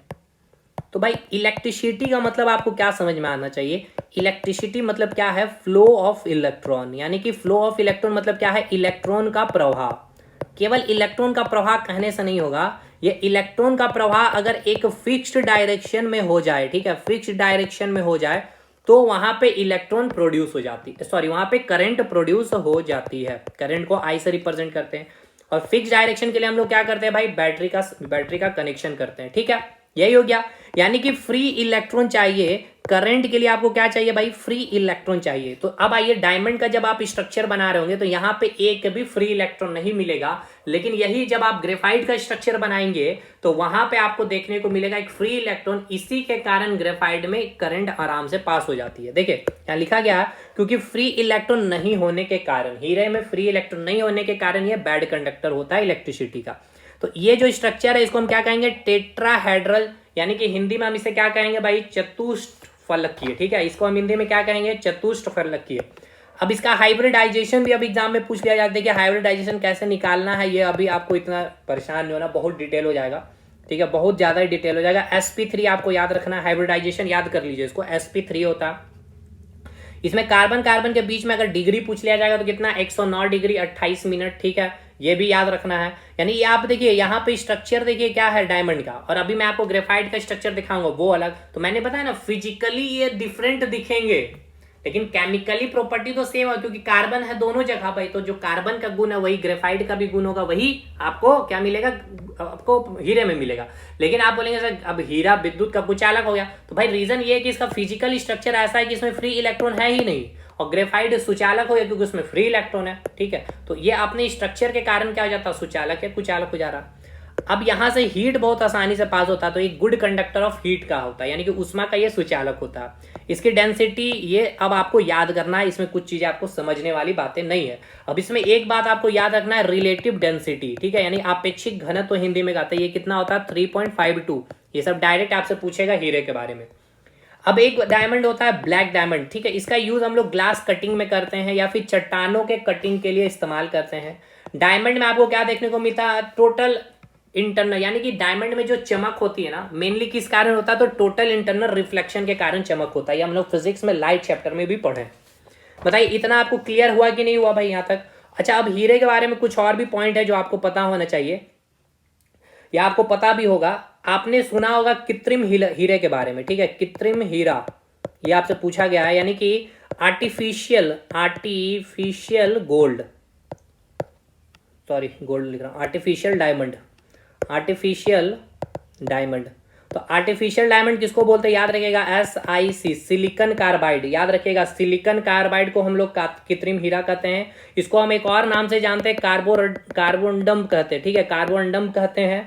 और इसका भी यूज हम करते हैं, मेनली इसका यूज जो हम लोग करते हैं बहुत बहुमूल्य जो भी पदार्थ होंगे ना उसको काटने का, मतलब कि बहुत आपने कुछ ऐसा प्रोडक्ट लाया जो बहुत ज्यादा कॉस्टली है, उसको कटिंग करने के लिए हम लोग क्या करते हैं, कृत्रिम हीरे का इस्तेमाल करते हैं, आर्टिफिशियल डायमंड। किसको कहेंगे, सिलिकॉन कार्बाइड को कार्बोरंडम भी कहते हैं, और इसका यूज हम लोग बहुमूल्य कॉस्टली पदार्थों के कटिंग के लिए यूज करते हैं, ठीक है। अब आइए आपको पूछेगा कि देखिए हाँ आपसे पूछेगा जो हीरे का जो तौल होता है ना, यानी कि हीरे को जो तौला जाता है वो अलग अलग रूप में तौला जाता है, उसको भी मैं आपको यहाँ पे बता देता हूँ। वैसे तो जैसे कि देखिए आप लिखते हैं ना भाई मास कितना है, 5 kg है ना। तो भाई मास का यूनिट आप क्या लिखते हैं, केजी लिखते हैं। उसी प्रकार डायमंड में क्या लिखा जाता है, द्रव्यमान की जो इकाई लिखते हैं हम लोग उसको कैरेट में लिखते हैं।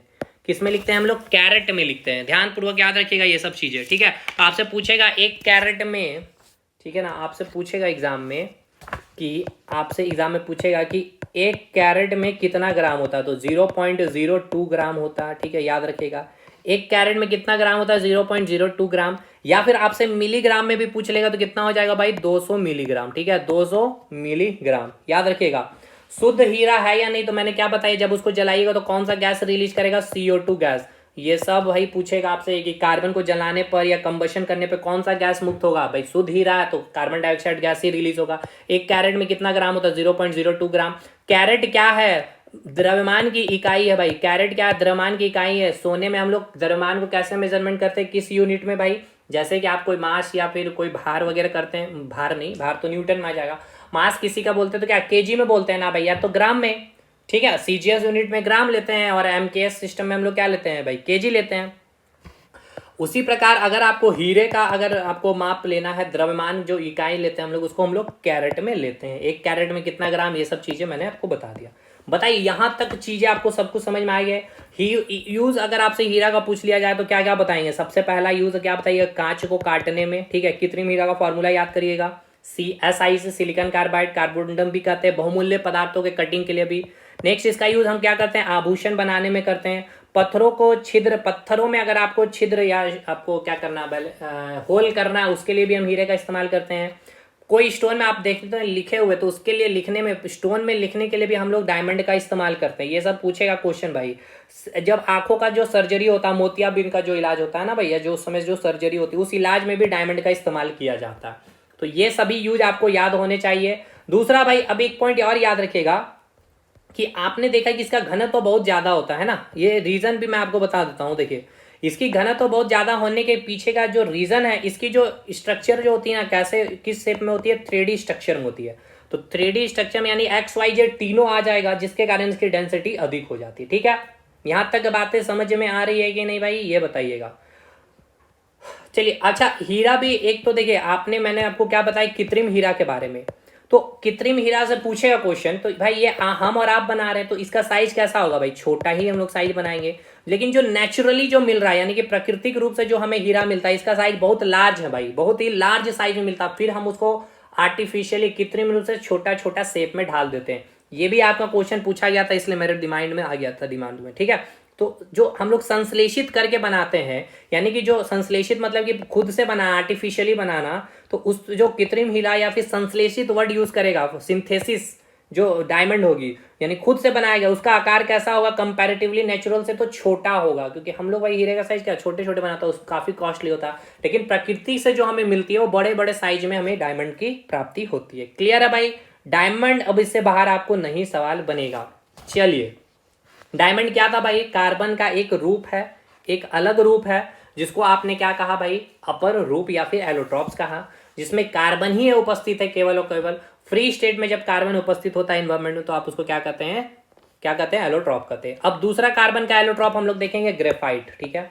क्या देखेंगे, ग्रेफाइट। देखिए यहां आपने क्या देख लिया, डायमंड देख लिया, अब आप ग्रेफाइट देखेंगे, फिर आप फुलरिन के बारे में देखेंगे, ठीक है। चलिए देखिए ग्रेफाइट की बात की जाए तो सबसे पहले आपको याद रखना है सबसे इंपॉर्टेंट लाइन की, ये गुड कंडक्टर ऑफ हीट है, जिससे हीट उष्मा का एक सुचालक होता है, जैसे कि हीरा भी था। और ये साथ के साथ इलेक्ट्रिसिटी का भी सुचालक होता है, यानी कि करंट आसानी से पास हो जाए। आप इसका स्ट्रक्चर देखिएगा तो यहाँ आपको एक फ्री इलेक्ट्रॉन देखने को मिल रहा है, और इसी फ्री इलेक्ट्रॉन के कारण, due to presence of free electron, electricity आसानी से फ्लो कर जाती है। इसकी मेल्टिंग पॉइंट अप्रॉक्स में लिखा गया है, इसके आगे पीछे ऑप्शन में मिलेगा, उसी को टिक करके आइएगा। 3527 डिग्री सेल्सियस है। इसकी जो स्ट्रक्चर है वो कैसा होती है, हेक्सागोनल यानी कि षष्ठ फलकीय होती है, लेयर में होती है, यानी कि एक परत में स्ट्रक्चर होती है। जैसे देखिए एक परत आपका यहाँ मिल गया, ठीक है, जिसमें आपको यहाँ पे फ्री इलेक्ट्रॉन को दिखाया गया, ठीक है। देखिए ये आपका फ्री इलेक्ट्रॉन को दिखाया गया, फिर यहाँ पे इस लेयर के नीचे एक और आपका लेयर, यानी लेयर वाइज लेयर। देखिए फिजिकली आपको अपीयरेंस अलग दिख रहा है, यानी कि इसको आप बोल सकते हैं चपटी षष्ठ फलक के, बहुत अगर सॉलिड वे में कहा जाए जो आप किताबों में मिलेंगे, चपटी षष्ठफलकीय या फिर एग्जाम में षष्ठफलकीय से भी काम चल जाएगा, ठीक है। तो ये कैसा होता है, लेयर में मिलता है। तो इन दोनों लेयर को जो जोड़ के रखा हुआ रहता है एक फोर्स, जिसको हम कहते हैं वंडरवार फोर्स। अब ये सब हमने आपको पढ़ा रखा है भाई, वंडरवार फोर्स वगैरह क्या होता है ये केमिकल बॉन्डिंग में।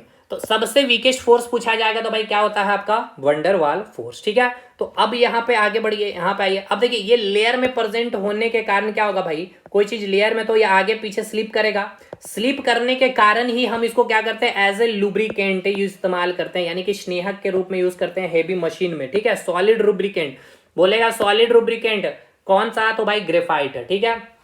एज ए सॉलिड रूप में, लिक्विड के रूप में नहीं भाई, पूछेगा सॉलिड के रूप में हम किस लुब्रिकेंट का इस्तेमाल करते हैं, तो ग्रेफाइट का। क्यों, due to structure of graphite. कैसा स्ट्रक्चर है, लेयर षष्ठफलकीय है, यानी कि लेयर हेक्सागोनल है। लेयर में उपस्थित होने के कारण, यानी स्ट्रक्चर होने के कारण इस दोनों के लेयर को कौन से जोड़ के, कौन सा फोर्स जोड़ के रखा हुआ रहता है, वंडरवाल फोर्स। पूछेगा ग्रेफाइट में, ग्रेफाइट के लेयर के बीच में कौन सा फोर्स लग रहा होता है भाई, तो आप क्या कहेंगे भाई, वंडरवाल फोर्स कहते हैं, ठीक है। इसकी हाइब्रिडाइजेशन अगर आपसे पूछ ली जाए तो क्या बोलेंगे, sp2, ठीक है। बस अभी इसको आप याद कर लीजिए भाई, बहुत डिटेलिंग हो जाएगा फिर केमिस्ट्री, बहुत ज्यादा फिर आपको ही टेंशन लगने लगेगा। अब आगे बढ़िए।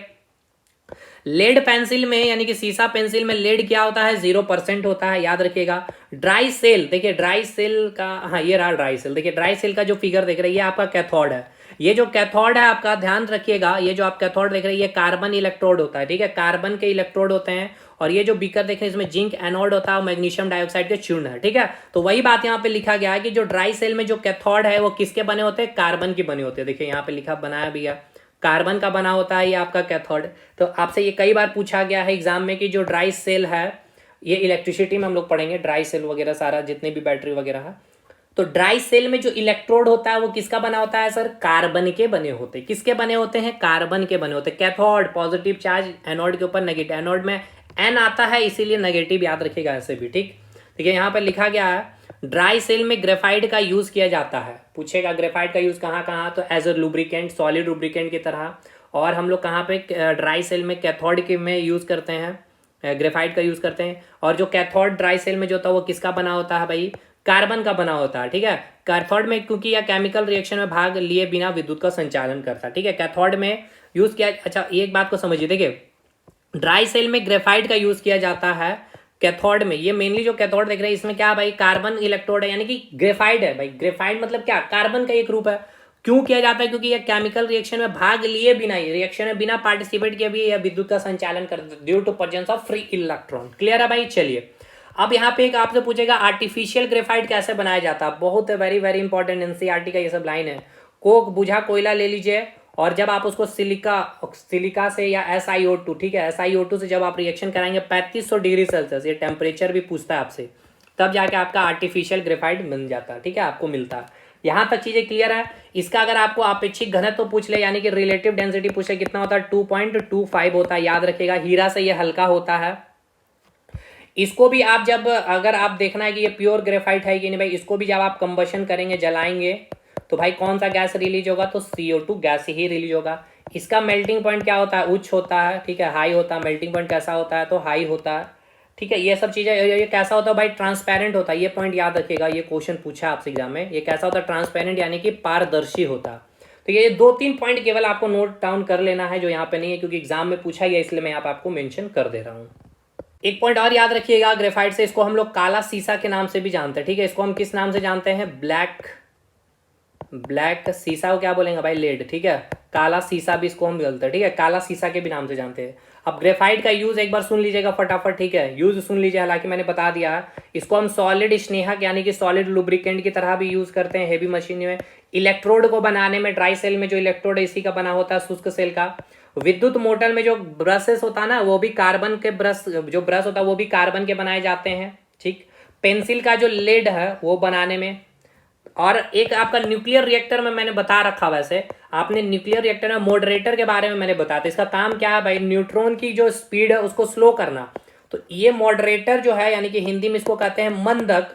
मंदक के रूप में न्यूक्लियर क्या बोलते हैं, न्यूक्लियर रिएक्टर में जो हम लोग मंदक के रूप में क्या यूज करते हैं, या तो D2O यानी कि भारी जल जिसको, या फिर हम लोग ग्रेफाइट का भी उपयोग करते हैं। देखिए ये यहाँ मैंने मेंशन नहीं किया है इस नोट्स में, क्योंकि ये हमने न्यूक्लियर रिएक्टर में पढ़े हैं। हमने आपको क्या बोला, सुनिए ध्यान से, देखिए जो आपका न्यूक्लियर रिएक्टर है, ठीक है। न्यूक्लियर रिएक्टर में हम लोग क्या करते हैं, मंदक का इस्तेमाल करते हैं, यानी कि मॉडरेटर का इस्तेमाल करते हैं। क्यों इस्तेमाल करते हैं भाई? न्यूट्रॉन की गति को स्लो करने के लिए, क्योंकि न्यूट्रॉन का बम्बार्डिंग बहुत स्पीड, उसकी स्पीड को स्लो करने के लिए तो हम एज ए मंदक मॉडरेटर क्या क्या यूज करते हैं। एक तो D2O यानी जिसको आप भारी जल भी कहते हैं, हेवी वाटर, और साथ के साथ हम ग्रेफाइट का भी यूज करते हैं। तो सारी यूज क्लियर हो गया। सॉलिड स्नेहक में, स्नेहक के रूप में आप इसका मॉडरेटर के रूप में वेरी इंपॉर्टेंट है भाई। इलेक्ट्रोड में हम इलेक्ट्रोड को, ड्राई सेल में हम इलेक्ट्रोड को बनाने में, और कार्बन जो विद्युत मोटर होता है उसके ब्रश भी ग्रेफाइट के बने होते हैं। तो ग्रेफाइट के हर एक पॉइंट क्लियर है कि नहीं भाई? यहां तक ये बताइएगा, ठीक है।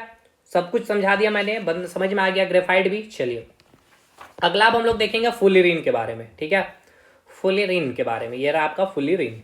देखिए फुलिरीन का आपको स्ट्रक्चर याद रखना है। कैसा स्ट्रक्चर होता है? जियोसेडिक स्ट्रक्चर, यानी कि फुटबॉल लाइक स्ट्रक्चर आपको देखने को मिलेगा, ठीक है। कैसा स्ट्रक्चर मिलता है? तो फुटबॉल लाइक स्ट्रक्चर। कितने कार्बन उपस्थित होते हैं? 60 कार्बन होते हैं। अब ये दो रूप में उपस्थित होते हैं। एक देखिए यहाँ पे कार्बन की संख्या 5 होगी, जिसको हम लोग कहेंगे, याद रखिएगा ये वेरी वेरी इंपॉर्टेंट चीज मैं बता रहा हूँ भाई।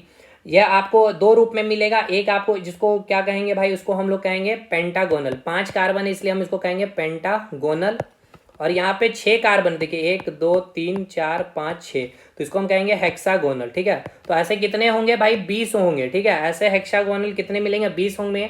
और पेंटागोनल अगर रहेगा इस स्ट्रक्चर में तो कितने होंगे? 12 होंगे। पूछेगा, अब आप बोलेंगे सर 12 5 60 कार्बन तो हो गया, 20 6 120 कार्बन। तो आप इसको मैथ में ना लाइएगा भाई, ये मैथ आप नहीं पढ़ रहे, केमिस्ट्री पढ़ रहे, ठीक है। इसीलिए जिस प्रकार से बायोलॉजी में राइबोसोम में 70S, और आपने क्या किया था 70S, और आपने 80S के बारे पढ़ा था। तो 70S कैसे किया था? 50 + 30, और ये कैसे किया था? 60 + 40। तो यहाँ पे मैथ्स यूज नहीं करना है, यहाँ पे हमें बायोलॉजी, और यहाँ पे हम लोग केमिस्ट्री को यूज करें। क्या बोलना चाह रहे हैं सर? ये नहीं समझ में आया। हाँ जी बिल्कुल, मुझे पता है। देखिए ये जो फुलिरीन का स्ट्रक्चर कैसा होता है? जियोसेडिक संरचना होती है, यानी कि इसमें कार्बन की संख्या कितनी होती है? 60 होती है। तो अब ये देखिए ये जो संरचना है ये पेंटागोनल संरचना, यानी कि इसमें नंबर ऑफ कार्बन कितना है भाई? 5 कार्बन है, 5 मेंबर के कार्बन रिंग है, तो इसको हम लोग बोल देंगे पेंटागोनल रिंग। तो ऐसे कितने होंगे भाई? 12 होंगे, ठीक है। तो उसको हम फुलिरीन कहेंगे, यानी कि पेंटागोनल रिंग अगर 12 ऐसे होंगे तो उसको हम फुलिरीन कहेंगे। और अगर हेक्सागोनल अगर रिंग है, यानी कि 6 कार्बन का अगर एक रिंग है, तो ऐसे कितने होने चाहिए? 20, तो हम जाके उसको फुलिरीन कहते हैं। इसकी भी आप बात करेंगे, अगर इसको कंबशन करेंगे तो कौन सा गैस रिलीज होता है? CO2 गैस रिलीज होता है। इसमें कुछ ज़्यादा इंपॉर्टेंट नहीं है। गुड कंडक्टर ऑफ इलेक्ट्रिसिटी होता है, मेल्टिंग पॉइंट है, किसके द्वारा? रिचर्ड सैमली ने। और इसका यूज़ हम लोग नैनो टेक्नोलॉजी कैंसर ट्रीटमेंट में यूज़ करते हैं, ठीक है। बस इतना ही यूज़ आपका है। बाकी एक ग्राफीन है, तो भाई देखिए ग्राफीन के बारे में आपको बता दे रहा हूँ, बहुत ज़्यादा इंपॉर्टेंट वैसे है नहीं वो। देखिए ग्रेफिन का मेनली आप लोग यूज याद रखिएगा, ठीक है। ये भी कार्बन का ही एक अपर रूप है, कार्बन का ही क्या है? आपका एक अपर रूप है, यानी कि एलोट्रॉप है। दूसरा इसको हम लोग, ये बहुत कार्बन का एकदम नैनो संरचना है, नैनो स्ट्रक्चर है, जिसका हम लोग LCD में, LED में, टच स्क्रीन में यूज करते हैं। इसकी लेयर बहुत ही पतली और मजबूत होती है। बस इतना ही याद रखिएगा, अगर क्वेश्चन पूछा जाएगा तो यहीं से। हाँ, जो पेंट वेंट करते हैं ना, उसमें पेंट जो मतलब कि वाल वगैरह में जो पेंट करते हैं उसमें हम लोग ग्रेफिन को भी मिला देते हैं, ठीक है, जिसके कारण जंग नहीं लगता है। मतलब लोहे वगैरह में जो कर रहे हैं ना, उसमें हम लोग ग्रेफिन को ही मिला, जिसके कारण जंग नहीं लगता। बोलते हैं ना भाई जंग रोधी है, तो उसमें क्या मिला दिया जाता है? ग्रेफिन। हमने क्या बोला भाई ग्रेफिन के बारे में? चलिए एक बार फटाफट करते रिकॉल।